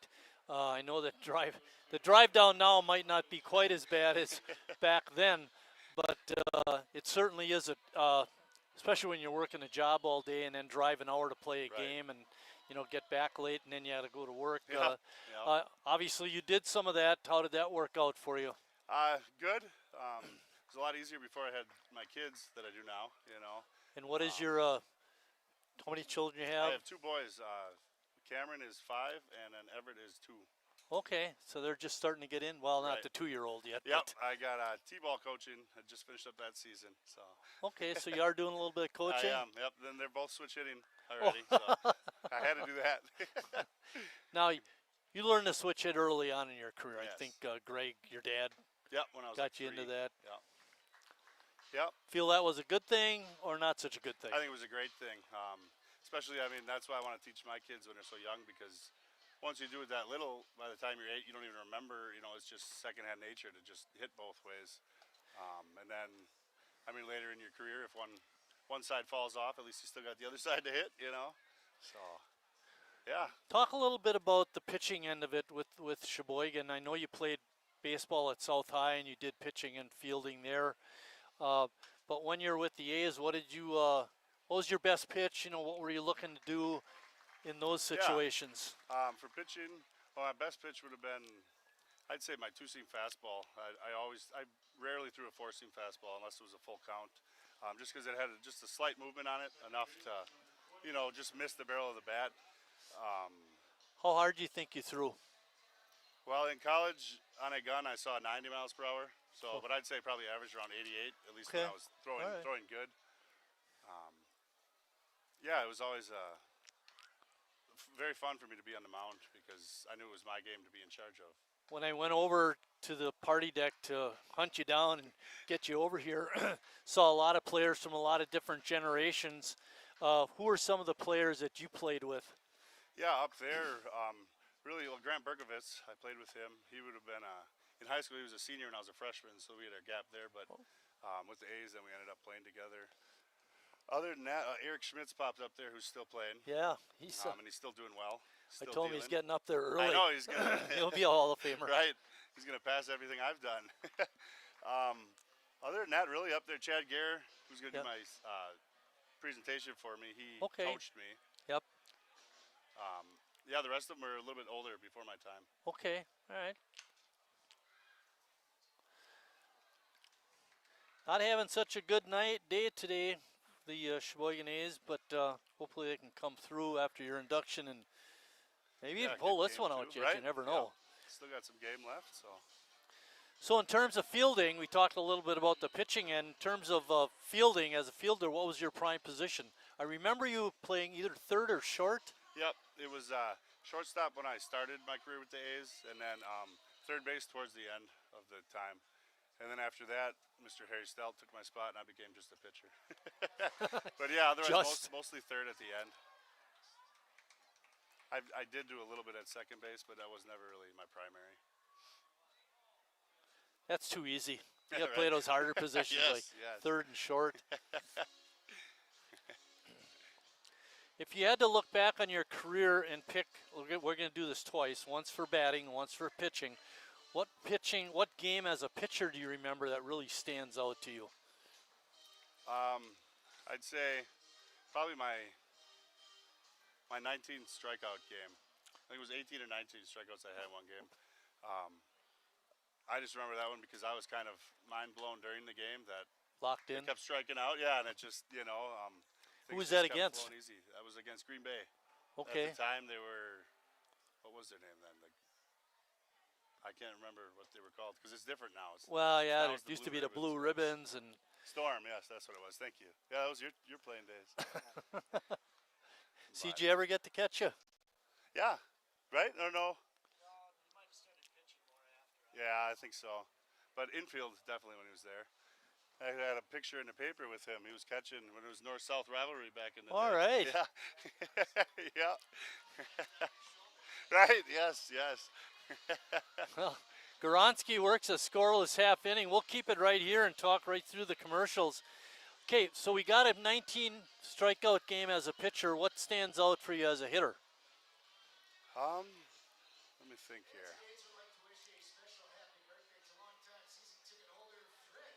Had some home runs throughout your career.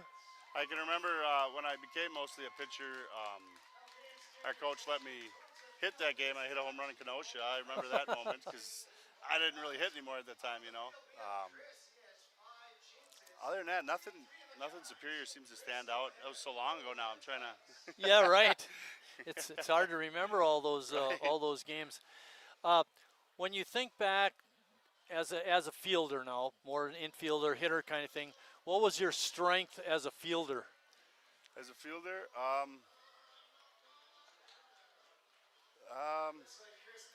would say that. That's a tough one. My strength probably would have been. I mean, I was quick at turning double plays, but more so at third base. Usually didn't get much. Not much got by me. You know what I'm saying? So you're I'm able not saying I didn't make errors, but I mean, you know, I was pretty quick on my feet that way. Strong arm for Yes, throwing across yep. the infield. Yeah. Yeah. And then what was the other one? I think it was a two-part question. What? You asked me another question on that? No, it was just like what your strength was as a fielder. Okay, yeah, arm I guess is a good one. And there, I remember you said your strength as a pitcher, at least your best pitch was a two-seam fastball. Yeah, Felt, that one, and I'd go to my slider a lot. Missed the barrel of the bat. Right. I think my biggest I found strength, the barrel of the bat a lot in my career. It happens. Hey, that's it pretty, happens. you know, and it's just a little thing to be That's able to true. find that. Right. That's some good aim then, yeah. Yeah, pitching-wise, the strength, I guess, would be the fact that I always do strikes. Now, after Burko's a good example, Tom Eckert's another good example. After their career with the A's, matter of fact, with Ecke, he made the Hall of Fame and still continued to play with Cleveland Wildcats. Did you continue your career after your A's? I did not. That was I hung up the cleats after that.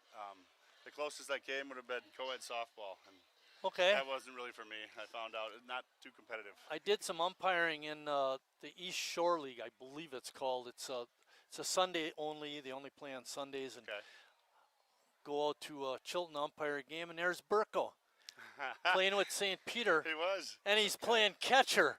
Really? Oh, I gotta ask him about that. Holy cow! I couldn't believe it. Talk Who's about taking a racehorse Right. and making him pull a barrel wagon. Whose gear did he have? Hey, that's funny.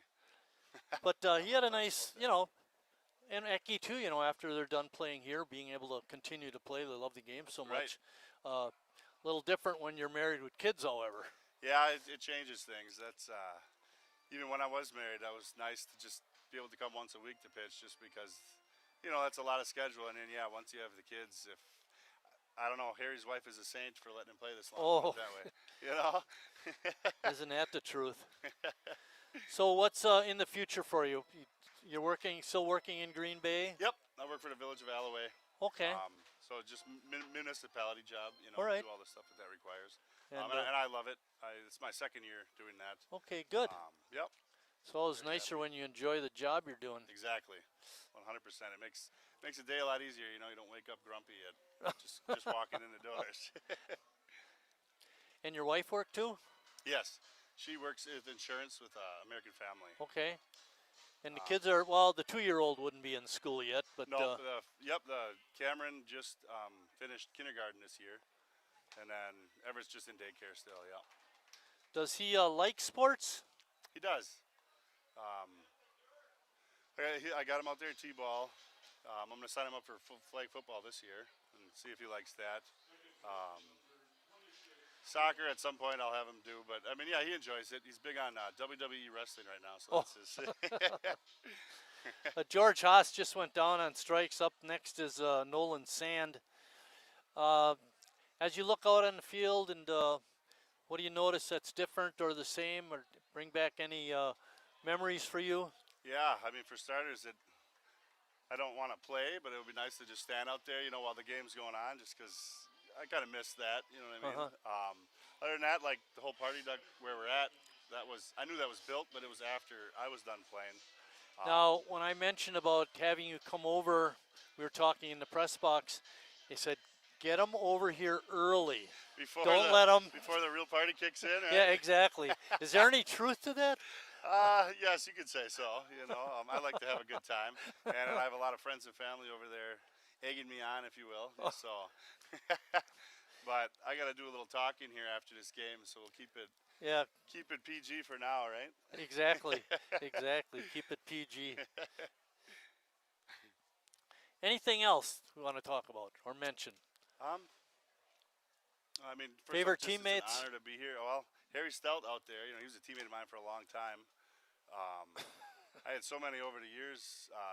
Mitch Gardner, one of my favorites to play with. I used to play with him even on diamonds. Against one another in high school, north, south? Yep, he was north and I was south, yep. Senior year, we beat him twice. So we had to throw that in there. Right. But Mitch didn't pitch, so he's off the hook on that one. Now, did you have a no-hitter? Two of them. Two of them, yes. okay. Because I think Gardner had one or two no-hitters too. He definitely had one. As I ran at him at the mound to pick him up, and then my dad actually told his dad to run out there, but he didn't know what to do, so he was just standing out there on the field after he did it. Yeah, he was a great teammate to play with. So many over the years, And Jeff Getz, your coach at South? No, Craig Clace. Okay, Craig. All right, yeah.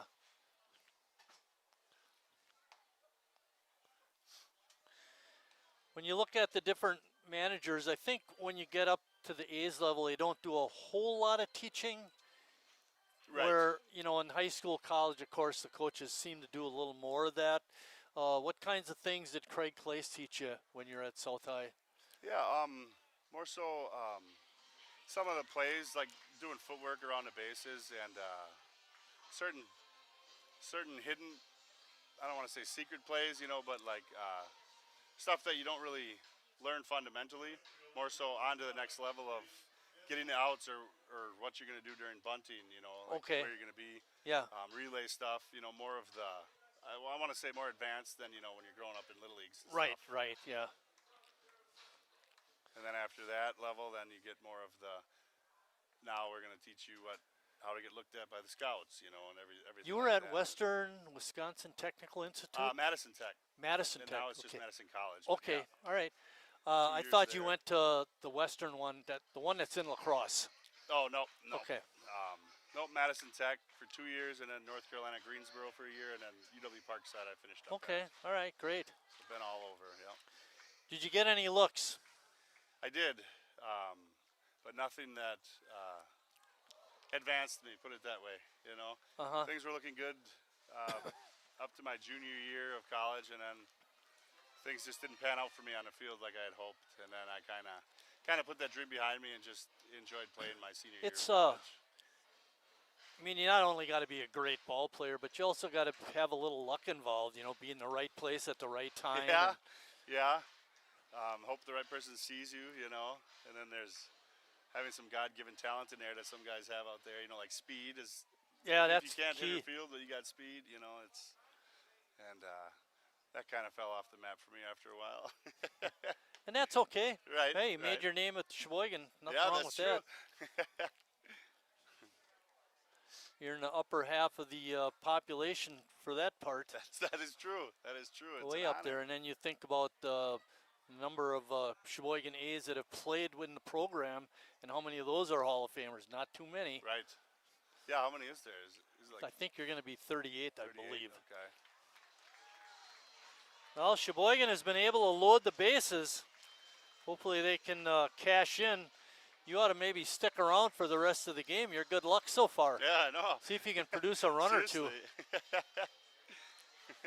So in talking to Tim, coming into today, he really only has two what you might call regular pitchers, and he's expecting them to go complete games. And I know Goransky, the opener starter for this game, has thrown a lot of pitches.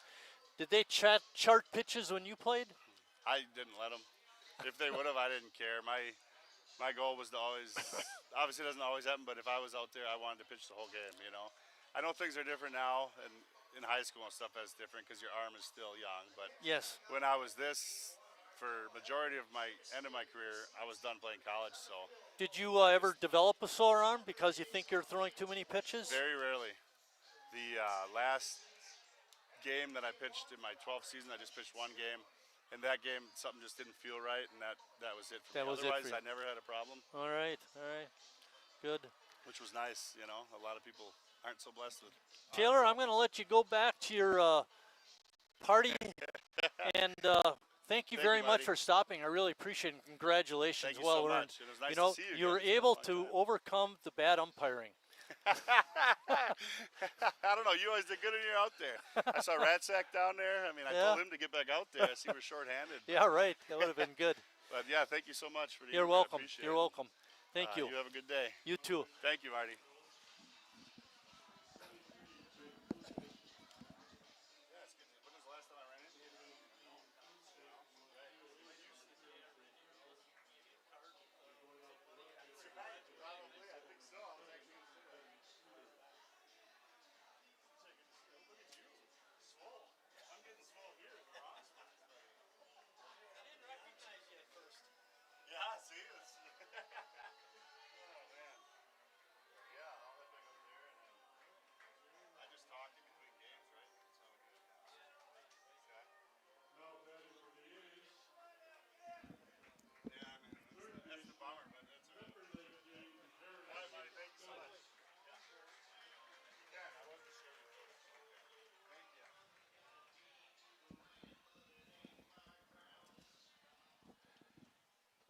Lucas, we got a chance.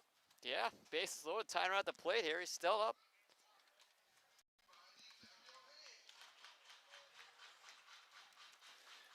And we also finally shut him down in the fourth. Please keep Taylor up here for the whole game, like you were saying. Yeah, right. Good luck, charm.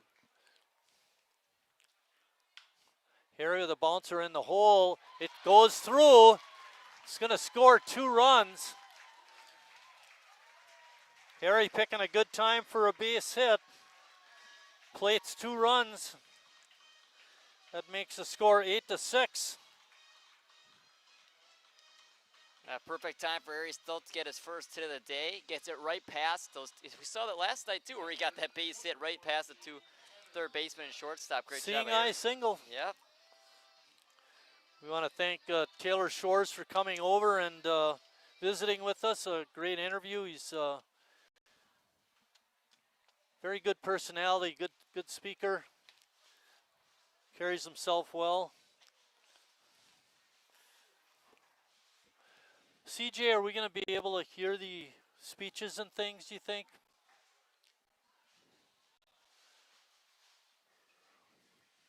We'll take our headsets off and hang them out the window, see if we can pick up some of the sound. Generally what happens is they line up a bunch of chairs behind home plate. All the Hall of Famers that are here sit there along with Taylor. And then the MC gives some opening remarks. Chad Gare is apparently going to introduce Taylor, and then Taylor will make some comments. Ball in the dirt, gets past Dejnev, and the runners move up. This game has been crazy. Every inning feels like a new team's going to win it. Greenville is up. Sheboygan came back, took the lead. Greenville took back the lead by 4 runs. Back-to-back 4-run innings we saw. It's been back and forth affair. See if Sheboygan can tie it back up here in this bottom half. Jake Lucas is now pitching. Throws that one in the dirt. That one gets way past. No. They're going to put the runners back. It hit Connor Lash. So the bases are going to be loaded again. No run score on that. When did Lucas come in? This inning. So he started the inning. Okay. And he got Haas to lead it off, and then he's run into nothing but trouble after that. Oh, sorry. For Harry. So his first batter was Harry? Yes. Okay.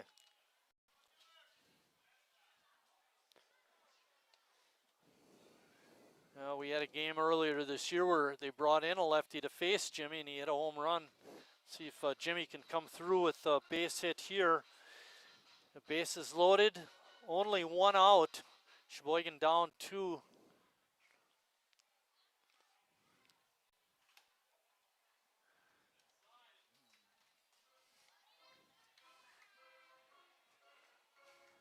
Hard to tell if he called it a strike. I think he did.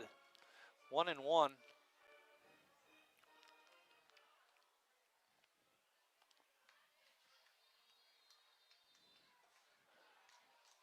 Lucas, not a big guy. Does come a little sidearm. Might make it a little tougher for Jimmy. Especially if he comes with the breaking ball, it's going to be tough for him to pick up with that horizontal action on it. Hanselman at third, Harry at second, Lash at first. Jimmy reaches out, pops it up into short left field. Left fielder dropped the ball. And they're going to get a double play. A run should score on that. But oh my goodness. Okay, Jurgensen's going to reach on an error on the left fielder, and that'll allow the run to score. And then they get a force at second. And then they get Harry at third. Ay, ay, ay.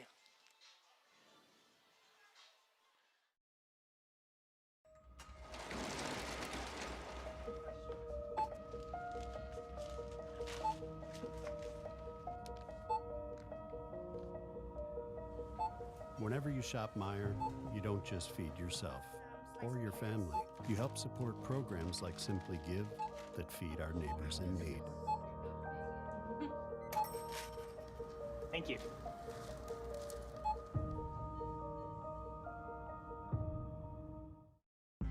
I grew up working in my family's supper clubs. This is where it started with us as far as the fish that we serve at Culver's today. We source the finest cod and batter each fillet by hand and always cook it to order. That beautiful golden brown color and flaky on the inside. The fish fry is a Midwest tradition. It's about families coming together. I love bringing this tradition to guests everywhere. Mom and Dad would be proud. Welcome to Delicious. Wingism number 1, the Flavor Saver.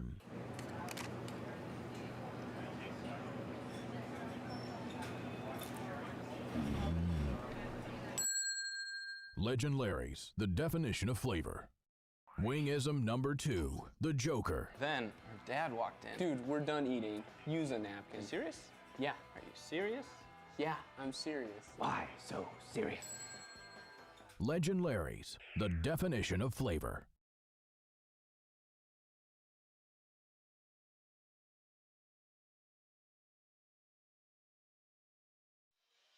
Chase Hanselman now pitching for Sheboygan. Gavin Goronski went the first 4, struggled through those 4 innings, but his team only trails by 1. Unfortunate set of circumstances to end the Sheboygan bottom of the 4th, but they did pick up 3 runs, and through 4 complete, they trail 8-7. Hopefully Hanselman can keep the Stars at bay. Yeah, Sheboygan's offense has given themselves a chance in this game, scoring 2 big innings with the 4-run second inning and then the 3-run 4th. Fastball's only down 1 run for a game. I feel like it's been dominated by Greenville. Yeah, for sure.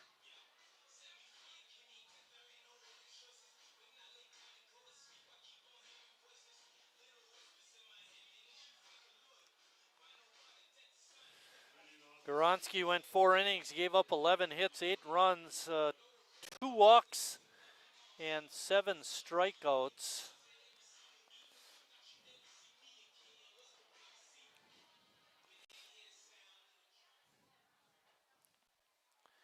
Hanselman will face the top of the order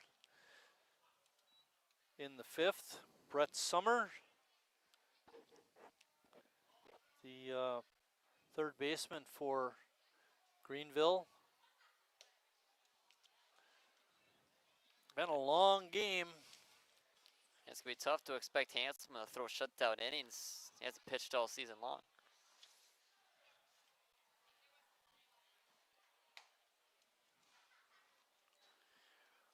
Looking at the pitching side of our statistics sheet, and I don't see Chase's name on there. So I'm pretty sure this is his first outing of the season. And walk Summer.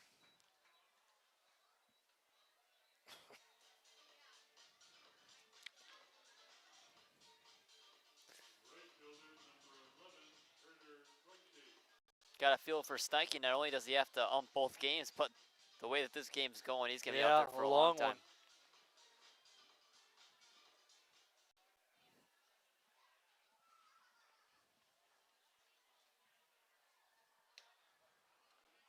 That pitch is a strike. Turner Kunke up. So Goronsky gave up those 8 runs. 7 of them were earned. A tough outing for Gavin. So ball hit to short. Safe call.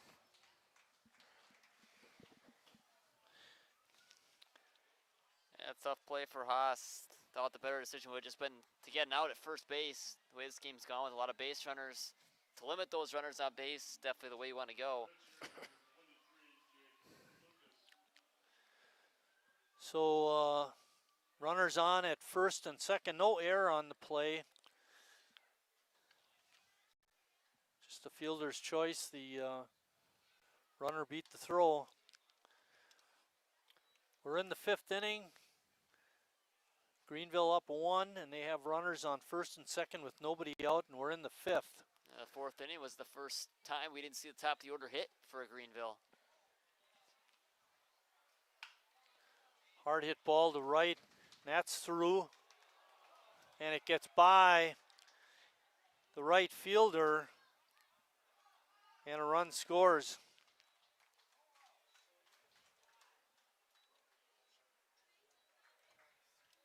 No RBI on that hit.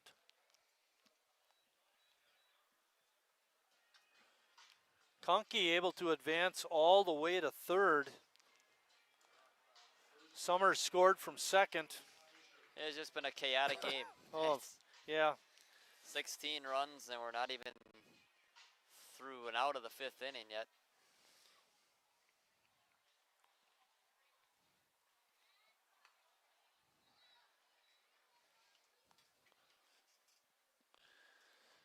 Run in for Greenville, and they have runners on first and third. Turner Kunke is at third, and Jake Lucas, who's single to right, is on first. For Jake, that was his 4th single of the game.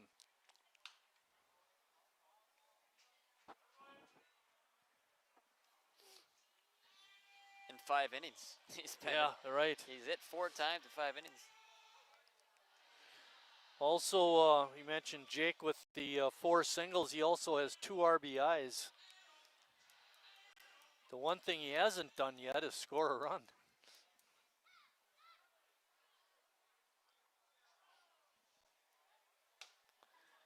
Hanselman reared back to fire that fastball, but it came in high.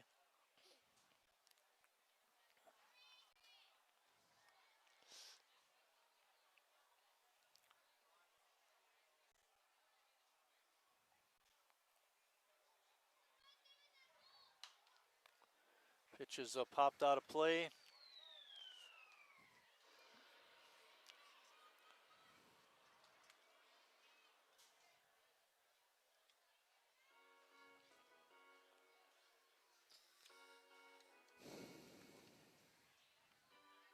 Just looking around the infield, looks like Brad moved to second base.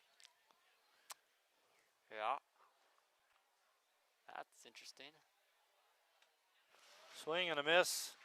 First out of the inning, and the first strikeout for Chase Hanselman.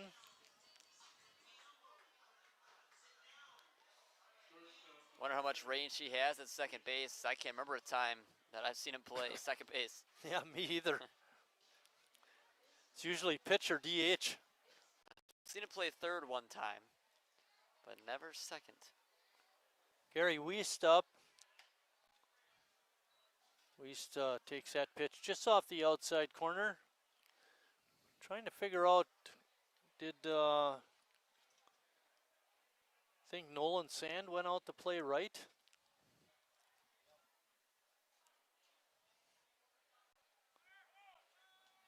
The ball gets past Lash, but it bounced off the backstop fast enough for Lash to get back and prevent the runner on third, Kunke, from scoring. That's the catcher's best friend. That concrete slab behind the plate.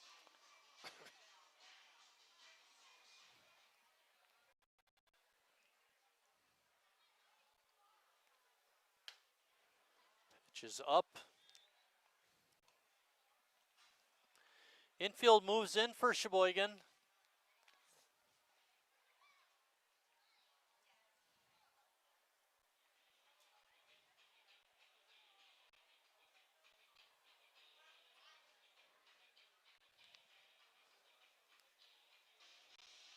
So we got Hanselman pitching. He moved from right field to pitching. Reinflesch moves from another pitch in the dirt. And a run will score on the wild pitch.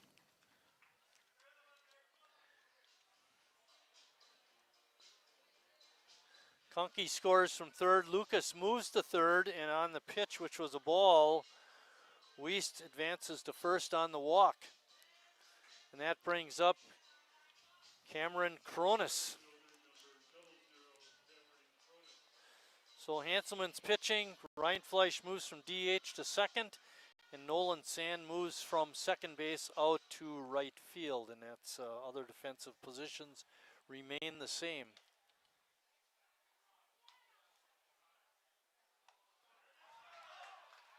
And they get him. Give Wiest a stolen base. But Lucas is out on a 2-4-5 putout.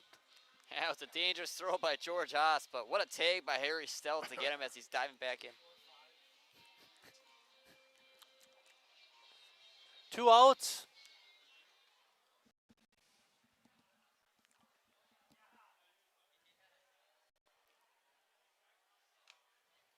Ball is fouled off by Cronus. With the 2 runs, Greenville now has 10 to Sheboygan 7.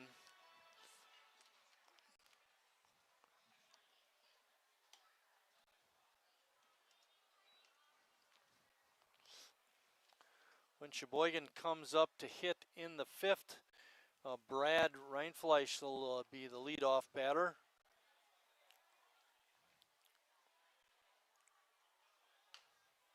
Hopefully Hanselman can prevent the Stars from any more runs.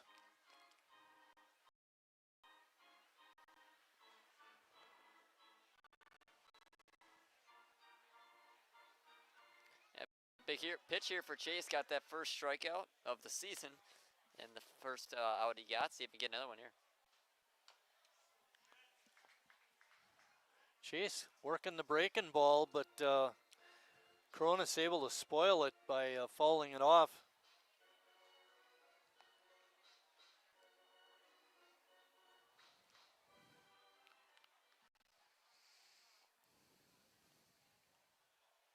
Breaking ball in there for a call, strike 3.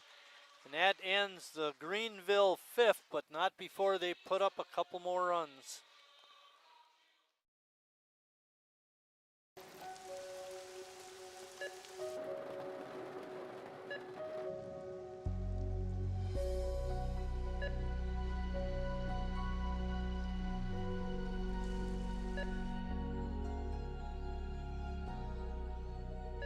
Whenever you shop Meijer, you help support organizations like Hope House Mission and New Hope Shelter that give people around here warmth, shelter, and care. Me spells the great taste of Sheboygan. What does it take to stay in business for 75 years? It's not only featuring USDA choice beef, it's not caring about every single one of our 30 varieties of bratwurst. Nope. After being family owned for 3 generations, we've learned it's about you. At Miesfeld's Market, we give back to the community and our customers always come first. Since 1941, we've been feeding our neighbors, so come by and see what we've got today. Wingism number 3, the Peter Heater. Oh, so hot. Oh, so hot! Legend Larry's, the definition of flavor. Wingism number 4, Tea Time. What are you, having tea with the queen?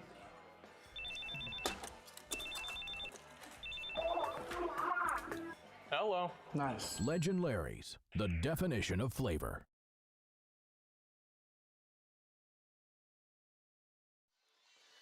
Well, it's a beautiful day here at the ballpark. The score isn't what we'd want it to be. Sheboygan trails it by a score of 10-7. But they've showed flashes. They got 4 runs in the second and actually took a 4-3 lead. And were able to also put 3 more on the board in the fourth to draw within 1 at 8-7. But Greenville's been very persistent. They scored 2 more runs in the top of their half of the fifth and now lead at 10-7. Yeah, they just keep hanging around Sheboygan. They won't go away, even when it feels like Greenville's got all the momentum. Then they'll put a big inning up, get it back to being close, but they can't throw that shutdown inning. They got the 1 scoreless for an inning, but it wasn't even a shutdown inning. So they got to put together consistent defensive outcomes if they're going to come back and win this game. We don't know the official count for Goronsky, but you got to figure he was over 100 pitches after he pitched that shutdown 4th inning.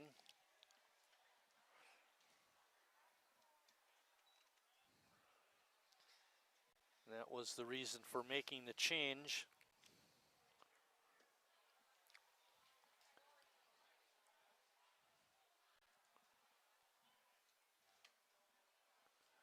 Brad's had a tough day so far. He struck out in the second and was called out in the third.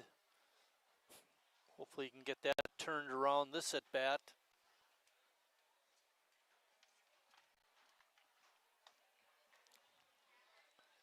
Looked like he had a good pitch to hit, but couldn't catch up to it. Lucas, not a real fast pitcher. It's more of a crafty left-hander kind of thrower. There's a soft line drive, but right to Wiest, and he makes the catch. Emmett Salen up next.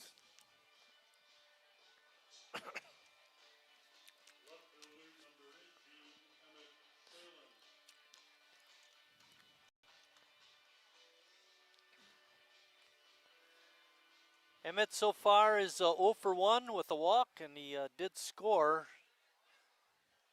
when he walked. It's a little looping fly ball out to right, and running in and not making the catch. A base hit for Salen. Good effort by Kunke, just not quite able to grab it. Now Sheboygan's got that runner on base. Got a guy who's been feeling it at the plate in George Haas. See if they get something going here with 1 out. Haas 1 for 2 today. Singled and scored in the second. Trying to keep it going. Nolan Sand waiting on deck.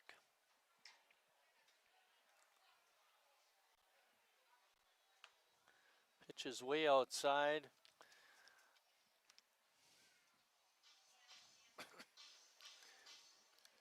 The third baseman, Summer, charged pretty hard when he saw Haas square to bunt.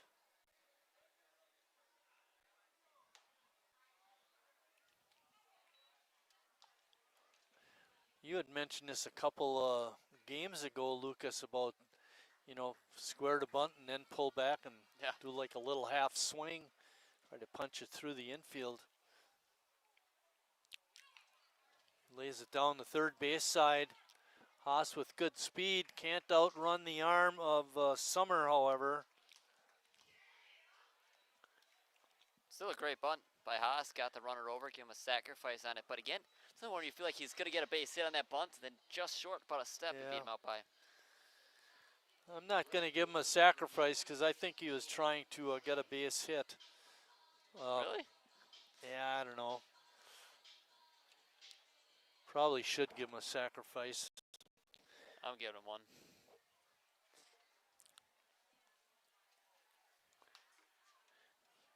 You know, being 3 runs down, you don't want to be giving up and out just to advance a runner 1 base. Nolan Sand up. Nolan's 1 for 1. Was hit by a pitch his other at bat, and he scored 2 runs.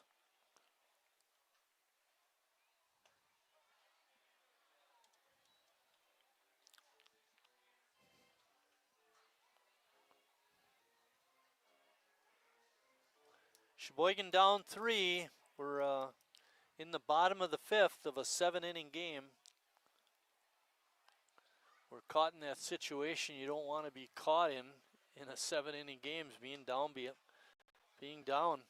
Especially with the lack of pitchers, it's kind of the worst case scenario for Sheboygan. Having to have a position player coming in the 5th inning. Where's Cal Casper when you need Exactly. him? Put him on the mound.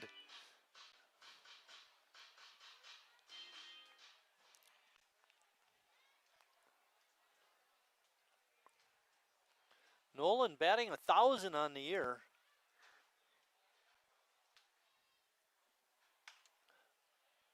That ball hard but foul. I'd mentioned Nolan came in earlier this year as a pinch runner and scored a run, so he has 1 at bat, 1 hit, and 3 runs scored. Talk about a weird stat line.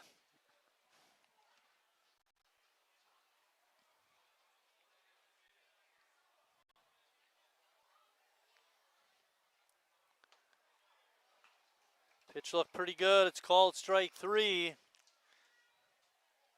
And that ends the Sheboygan 5th after 5 complete. It's been all Greenville.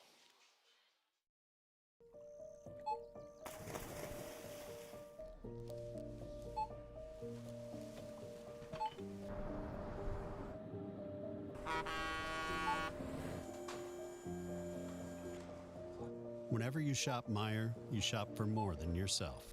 You help support sustainability in all our communities.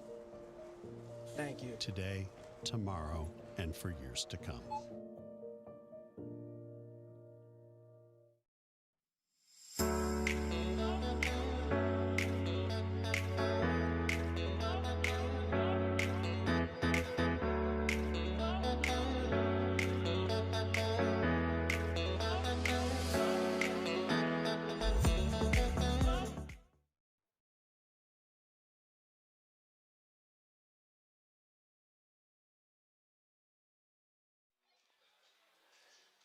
Chase Hanselman still on the mound for Sheboygan. He'll face the bottom part of the Stars order. And those bottom 3 hitters, 5 hits. Yeah, it's been an issue for A's pitching. See if Chase can switch that up after they see a new pitcher now with Hanselman. But Goronsky had a lot of trouble retiring those guys. And really everybody else in the order too has had a pretty successful day. 8 out of the 9 players have reached for Greenville. I got Greenville with 12 hits. Is that what Bill has up on the board? 12 hits. We mentioned it earlier. They brought their hitting shoes today. Hopefully we can get them to change their footwear in game 2.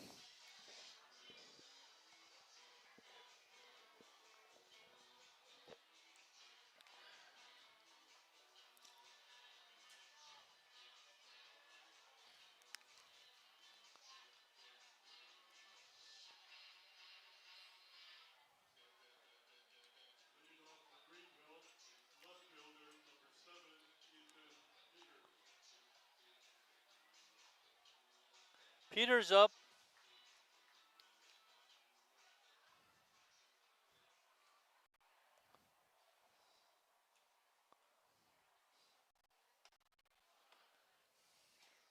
Hanselman's first pitch is a ball.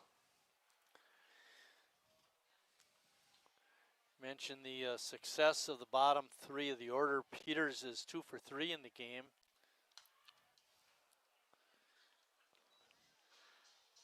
Benny Kiefer, who's waiting on deck, is 2 for 2 with a walk.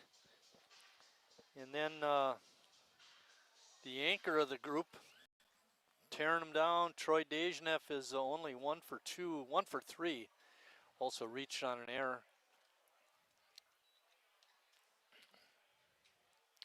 The thing with Chase is just try to throw the ball in the strike zone. Again, more than likely he's not going to overpower these hitters with his stuff.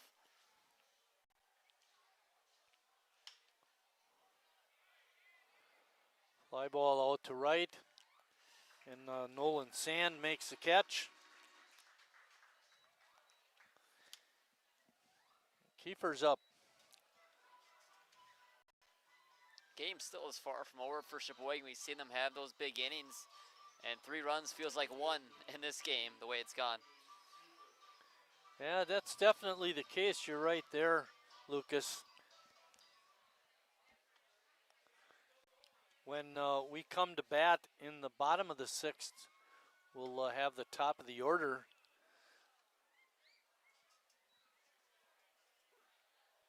Coming to bat, hopefully they can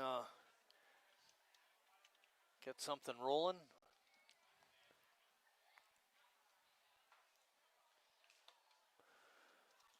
We did score 4 in the 2nd, and that gave us a 4-3 lead. And we had an excellent opportunity to tie up the game again in the 4th when we scored 3 runs. However, some weird things happening. They got a double play on a dropped fly ball in the outfield, and we were only able to come up with 3. Otherwise, we could have had more than that and probably even taken the lead. But as it was, it left us 1 down, and then they put 2 more runs on the board in the top of the 5th. Yeah, you can't blame Sheboygan for that double play. There's nothing No. the runners could have done.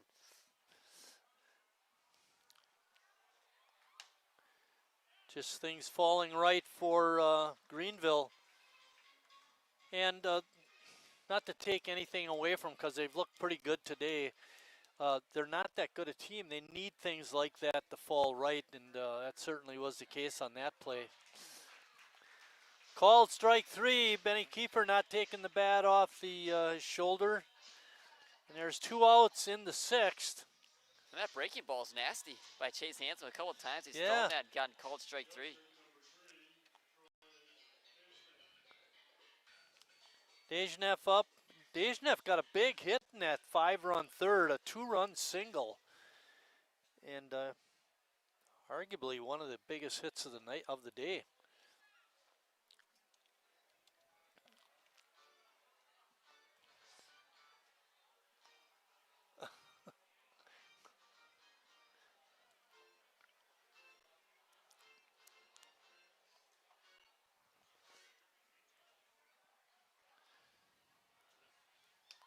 Eric Schmitz was up on the party deck. I had an opportunity to talk to him when I was chasing down Taylor Schwartz, and he said they're looking at doing a tandem thing with Reclitis. Only Rec would start and pitch the first 5, and he would come in and pitch the second half of the game. Swap it then.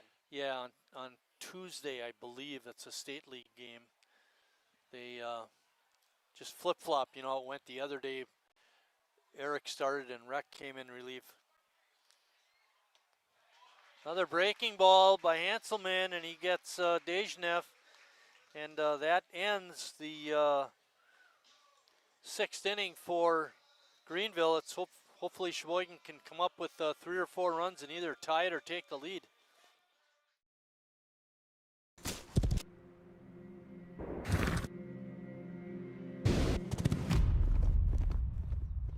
Let me tell you a story about a beer rooted in the heart of America, found in a community where a handshake is a sure contract, brewed for those who found opportunity in challenge and hope in tomorrow, raised by generations, willing to sip, share, risk, remember. This is a story bigger than beer. This is the story of the American spirit.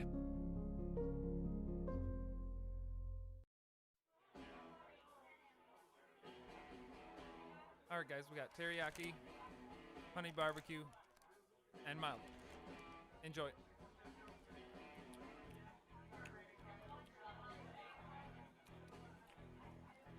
All right, DOA wings, hottest on the menu.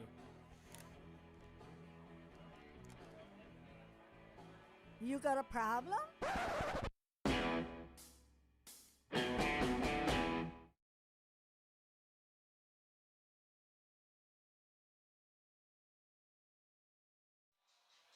Back here at Wildwood Park, Jake Lucas still on the mound for the Stars. He came in relief of Tavian Gass in the 4th inning, and he's done a credible job.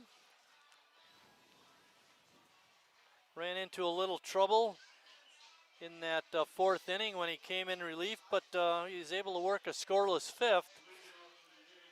And he's going to face Alex Ames to start off the 6th inning.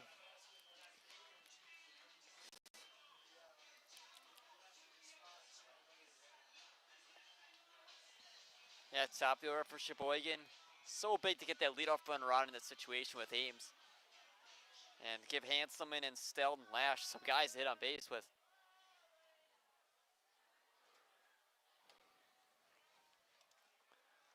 Speaking of Tavian Gass, he went 3 1/3 innings. I've got him for only allowing 3 hits, but he did walk 6. Gave up 7 runs, 6 of those earned, and had 4 strikeouts.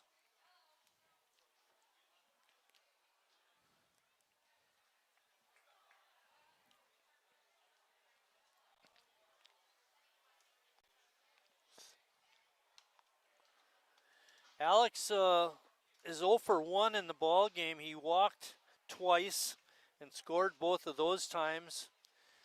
Any way to get on, get a rally started for Sheboygan. We're in the 6th of a 7-inning game. It's getting late.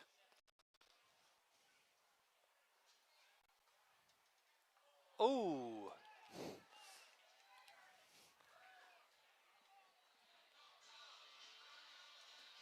Thirteenth time Alex has been hit by a pitch this season. 13 times. Holy cow, he doesn't have that many parts in his body. He's got more hit by pitches than walks, and he's one of the top players on the team in walks as well. You know, we've been mentioning all year his ability to get on base. You know, not a real high batting average, but really a high on base percentage. He has more walks. Now he's got 2 walks today. He's been on base freely 3 times, 2 walks and hit by a pitch. And as a leadoff hitter, that's what you want to do, get on base. Hanselman up. Chase is 1 for 1 with 2 walks. We mentioned Gass, the starter for Greenville, had 6 walks in the game. There's a ball hit in the hole. Weist on the play at second, and Steinke calls him safe. I thought he was clearly out. But give Hanselman a fielder's choice, no error. Oh, wow. The runner, Ames, apparently beat the throw. Yeah, I don't think he did. It's tough having one umpire. I mean, it's... Yep. Sheboygan's going to take it, but... Well, that's tough for Greenville. Harry represents the tying run. He was able to get a seeing eye single back in the 4th to drive home 2.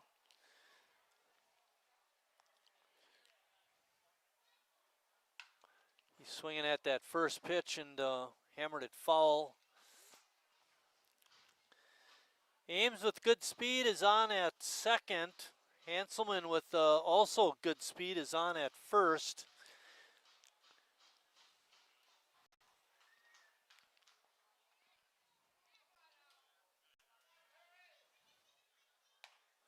Here he takes that pitch up high.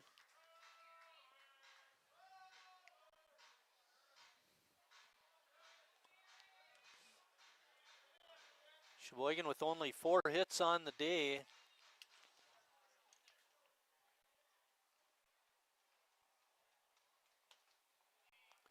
Pitch just off the outside corner.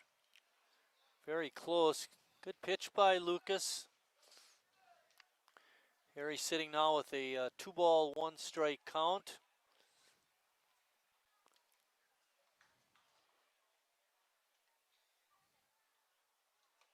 Ball is way out of the zone. Connor Lash waiting on deck. Oh, what a grand slam would do if Harry gets on. Sheboygan barely hanging in there throughout the game. Hopefully they can make Greenville pay. Harry with a big swing and a miss. Looked like Lucas might have taken a little something off of that fastball. Harry was out in front. Yeah, you look at the hit category, and we've mentioned it many times, but Greenville's got 12 hits to Sheboygan's 4, and it's only a 3-run game. It's 10-7.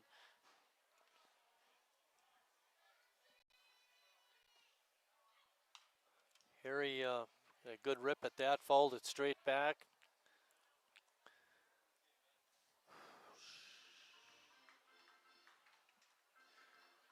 We mentioned the 6 walks to Sheboygan batters. They've also been hit 3 times. So, I mean, that's 9 free bases. Oh, Harry. That was a great pitch by Lucas on the inside part of the plate, and Harry just not able to hit it.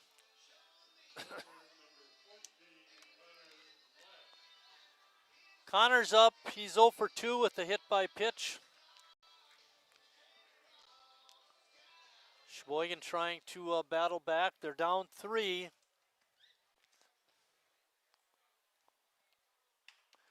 There's a ball into short center field. That's going to drop for a hit. And that's going to load up the bases for the A's. Good hitting by Lash. And Jimmy with an excellent opportunity to drive home some runs. Definitely. He's the go-ahead run in this game. Jimmy hit that ball out to left field that was dropped by the left fielder, and it turned into a double play. What could have scored hopefully multiple runs, only scored 1. Hopefully Jimmy can come through with a big hit here. Pitch gets past the catcher, Dejnev, and Sheboygan has a run. They're down 2 with runners on second and third. That tying run in scoring position with 1 out. Just get that run in anyway. Manufacture it. Productive out. Jimmy leads the club in RBIs with 28.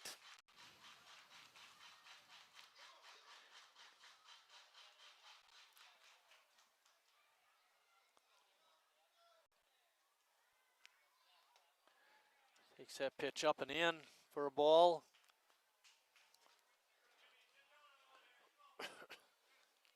Base hit here could be very deflating for the Greenville Stars.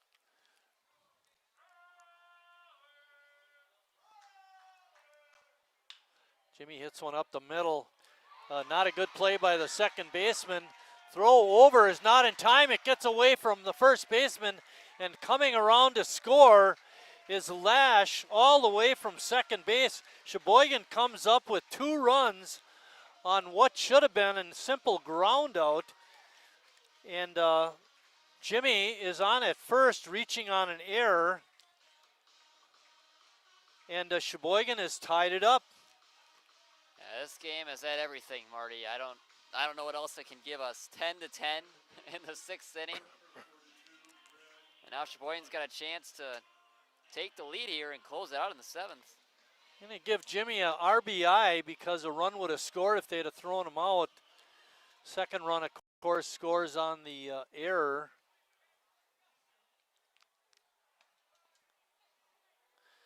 Brad takes that first pitch for a strike. Brad is overdue. He's 0 for 3 in the game. Sheboygan has tied it up.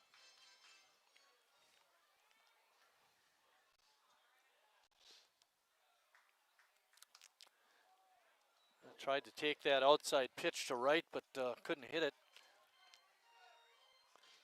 You know, could we give that second baseman 2 errors? Like, you know, he fumbled it on the pickup and then he threw the ball away. I don't know. Normally I think they just give him 1, but There's a line drive to left and a base hit for Brad.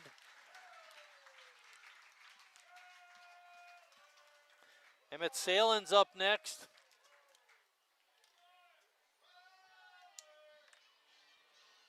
Wonder if Tim Moyer's going to bring in a pinch runner for Jimmy. He is. looks like, is that Kearns? Moxon Kearns. Moxon Kearns is coming in to run for Jimmy.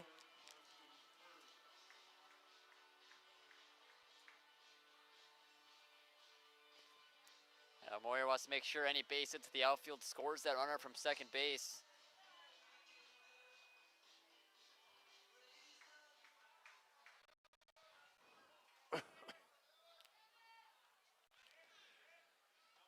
Kearns with good speed is on second.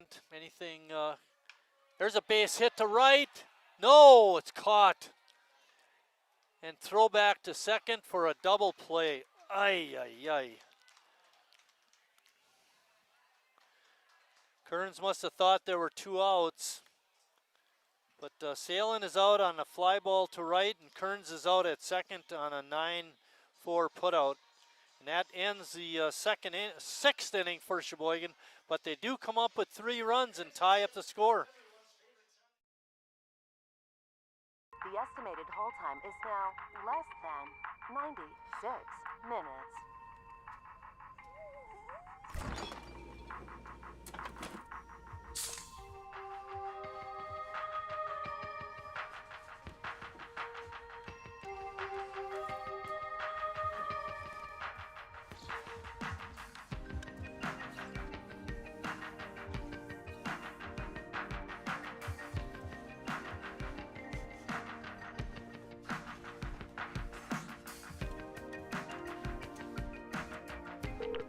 We thank you for your patience.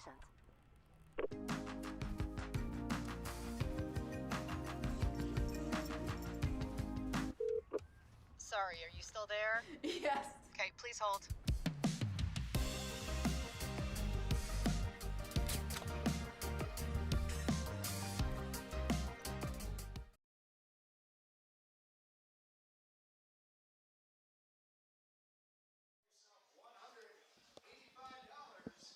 We're heading to the 7th inning with the score tied 10-10. Sheboygan hung in there, and it's paid off where they were able to score the tying runs in the 6th. Now it's up to Chase Hanselman to shut them down in the top of the half of the 7th, and for Sheboygan to come up with the win in the bottom half. You know, a lot of times you don't want to rely on your right fielder to keep a tie game where it is in the 7th inning of a 7-inning game. Especially making his only appearance of the season so far on the mound.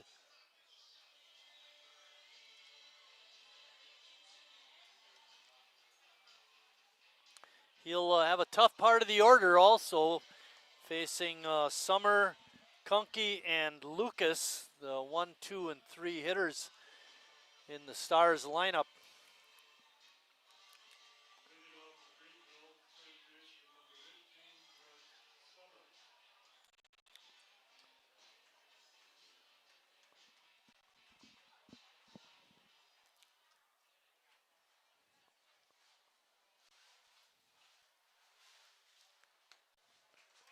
Big swing and a miss by Brett.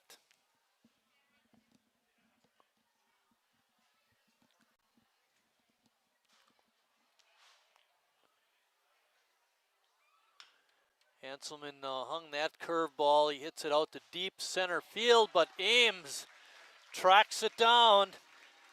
That was a double, but stolen away.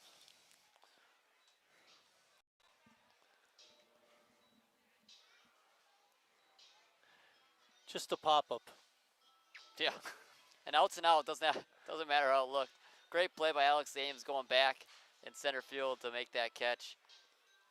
save that go-ahead run from being in scoring position with nobody out. Kunke has been busy. He only has one hit on the day, but he has scored 3 runs.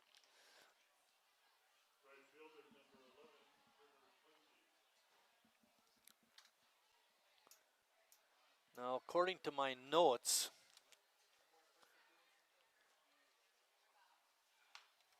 the coaching staff is comprised of Camden Kunke and Jamie Kunke, and you'd have to think that's some kind of relative to Turner.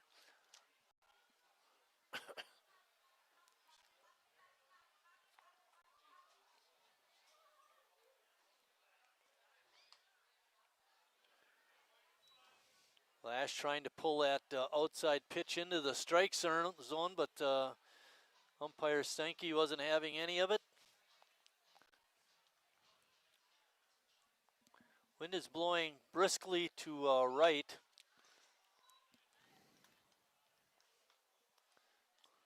Give him that shot where they can see the flag, Lucas. There. They thought I was lying. Up. Making an adjustment. Ball is fouled out of play.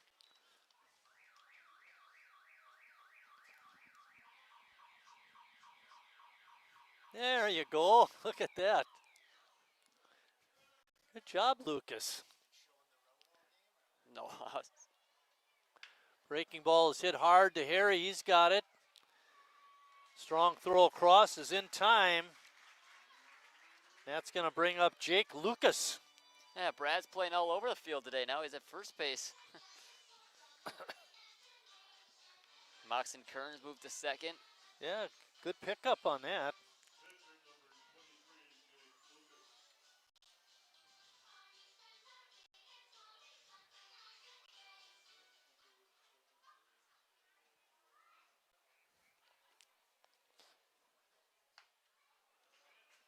Lucas, who started the game at first base, is now pitching. He's up. He's 4 for 4 today.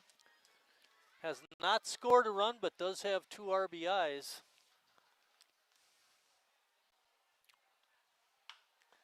Ball is hit high and deep to right. It's going to be a foul ball, and it's out of play.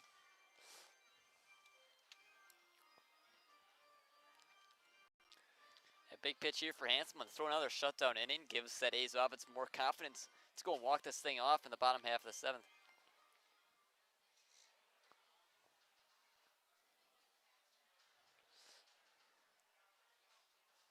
Hanselman trying to get the sign from Lash, finally does.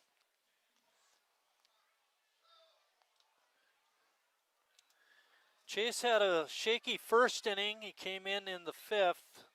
Started the inning by walking a batter and allowed 2 runs, but since that point, he has retired the last 6 hitters.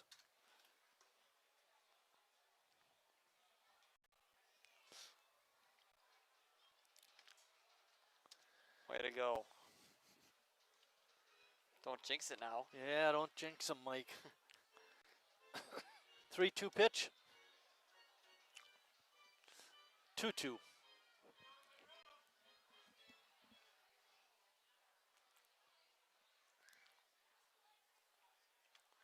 And bounced in the dirt. I thought it hit him, but apparently not. Just a ball in the dirt, ball 3. Count is full. I wonder if Chase is a little worried the way he hit that one long foul ball. Yeah. He crushed that one to right, got well onto New Jersey Avenue, especially deep that far. Lucas hanging in there, fouled that pitch off the screen.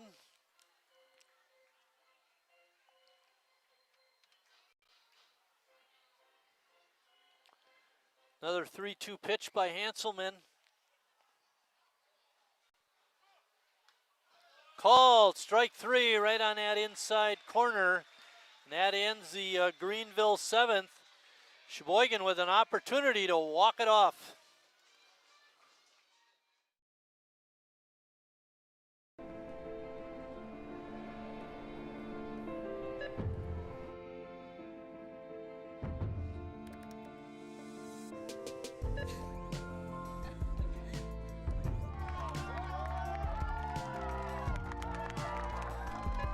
Whenever you shop Meijer, you help support programs like Boys and Girls Clubs and Girls Who Code that show kids they can dream anything and do even more.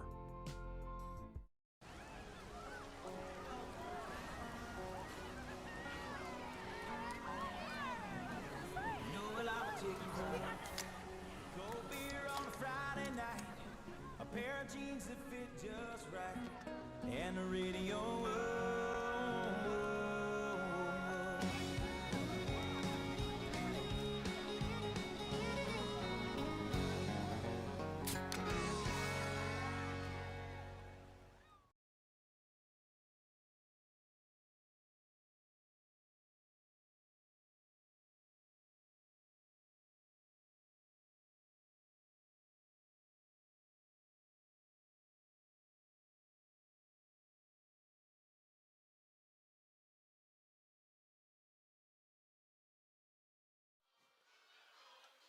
Just got done singing Take Me Out to the Ball Game, and we ended it with Let's Get a Run. Yes, please.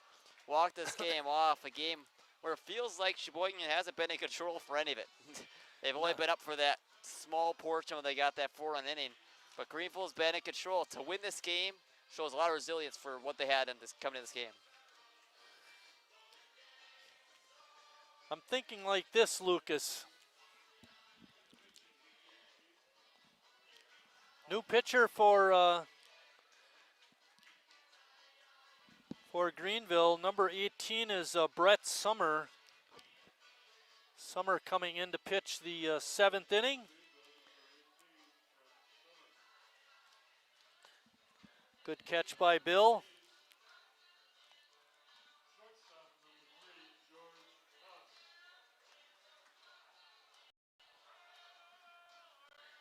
I was thinking, you know, a Greenville loss here after having the lead the entire game could be very defleeting for game 2. 100%. You know, definitely. Feel like that everything was going your way, and then all of a sudden, things kind of unraveled. Again, Sheboygan still needs to get that one more run. But you got to give credit to what Chase Hanselman has done at the mound. Weathering the storm that Gavin Grancy struggled early. He comes in and retires now 7 batters in a row after not pitching all season long. pitches a ball.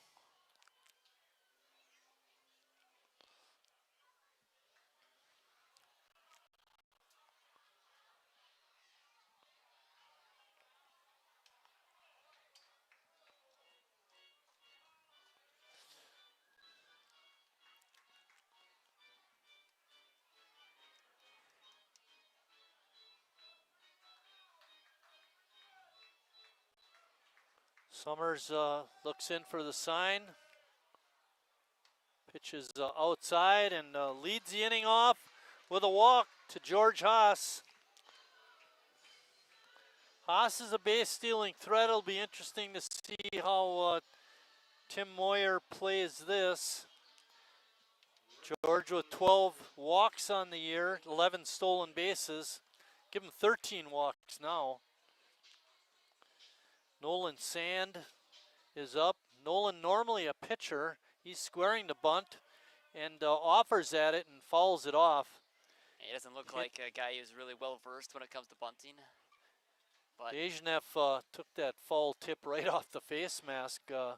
That's why umpire Stanky is going out to talk to the pitcher.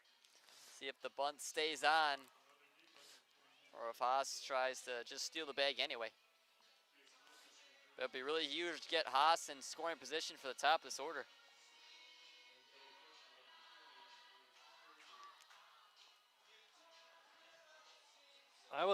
Well, you know, baseball's a little different now than when I played. When I played when you were a pitcher, you batted.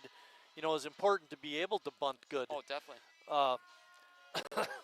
You know, they're not versed in bunting as much as they used to be. So hopefully Nolan can get the job done. He does. Gets it down. Good play. Well, Lucas makes a good play.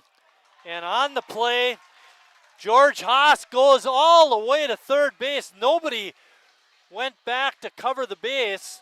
charging in hard was the third baseman, Fisher, and then he never got back.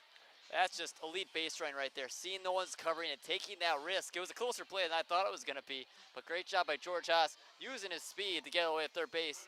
Now a big spot for Ames. You've got to get that run in. Can't have an unproductive out in this situation.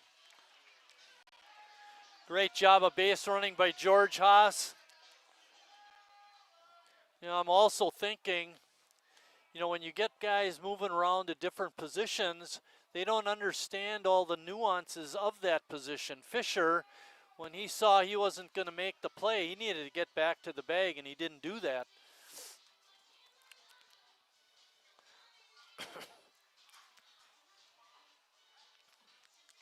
A good reading by George Haas, too, on the bases to see where the defense was. Yeah, definitely. I mean, that's a big spot to get him third base, less than 2 outs. And a guy who doesn't strike out a lot at the plate, Ames just got to find a way to hit the ball in the air. It's in the outfield or ground ball, past the infielder, hopefully. Base hit's the easiest way, right? But any way to get Haas home. Greenville making some changes.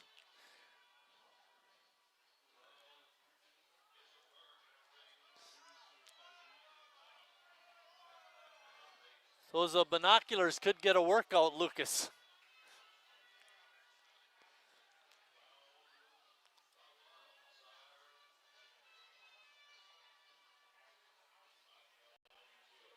What they're doing is they're bringing in the left fielder, and they're going to go with 5 infielders, trying to prevent the run from scoring. The infield is in, all 5 of them. 2 outfielders. And Alex takes that first pitch on the outside corner for a strike. Summer with the still on the mound.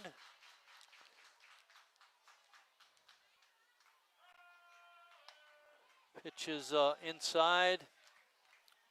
Evens count at 1-1. We have seen a lot of pass ball wild pitches. Yeah, you gotta be alert if you're Haas. All those infielders can't stop something like that. There it is, but the great stop that time by Dejanev. Saved a run. Save the game. Yeah, exactly. Good read by George Haas. 2-1 is the count.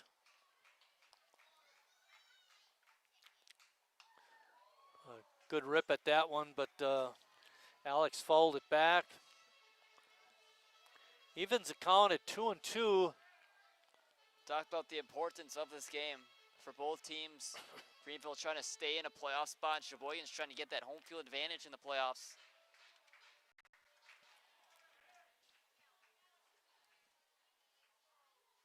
Summer over the head of Ames. A good stop again by Dejanev, able to get out of his stance and keep it at home plate.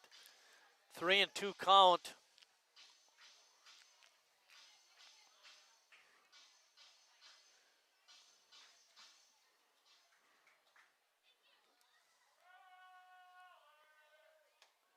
And good take by Alex. Ball 4.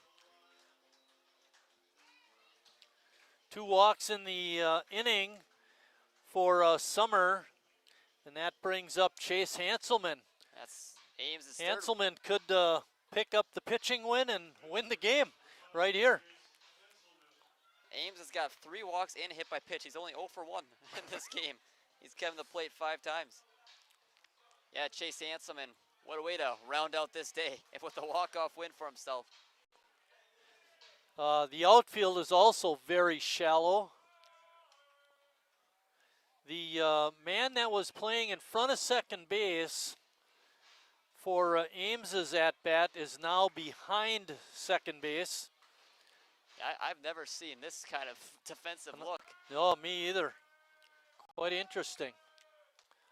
Up and in, Hanselman gets out of the way.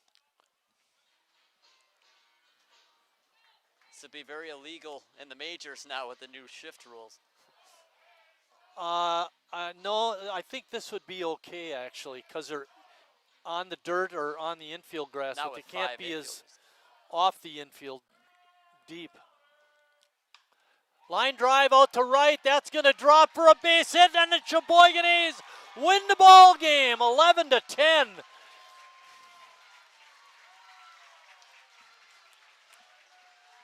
Chase Hanselman with a base hit to right. Not only is the winning pitcher, but also wins the game on a walk-off hit. Wow, what a game. What looked like Sheboygan was dead in the water after about 3 innings. They just kept battling and hung in the game and ended up winning it at the end. Some final comments, Lucas? Chase Hanselman, and he saved the game for Sheboygan. Got the walk-off win, obviously just happened, but 2 scoreless innings from him. Retired the last 7 batters. Absolutely impressive performance for him, and a huge win for Sheboygan. And with that, Sheboygan a winner again by a score of 11-10. We will broadcast the induction of Taylor Shores. Hopefully you'll be able to hear the proceedings. We'll put our headsets outside the window, but for right now, we're going to take a few minutes off and wait for that induction ceremony.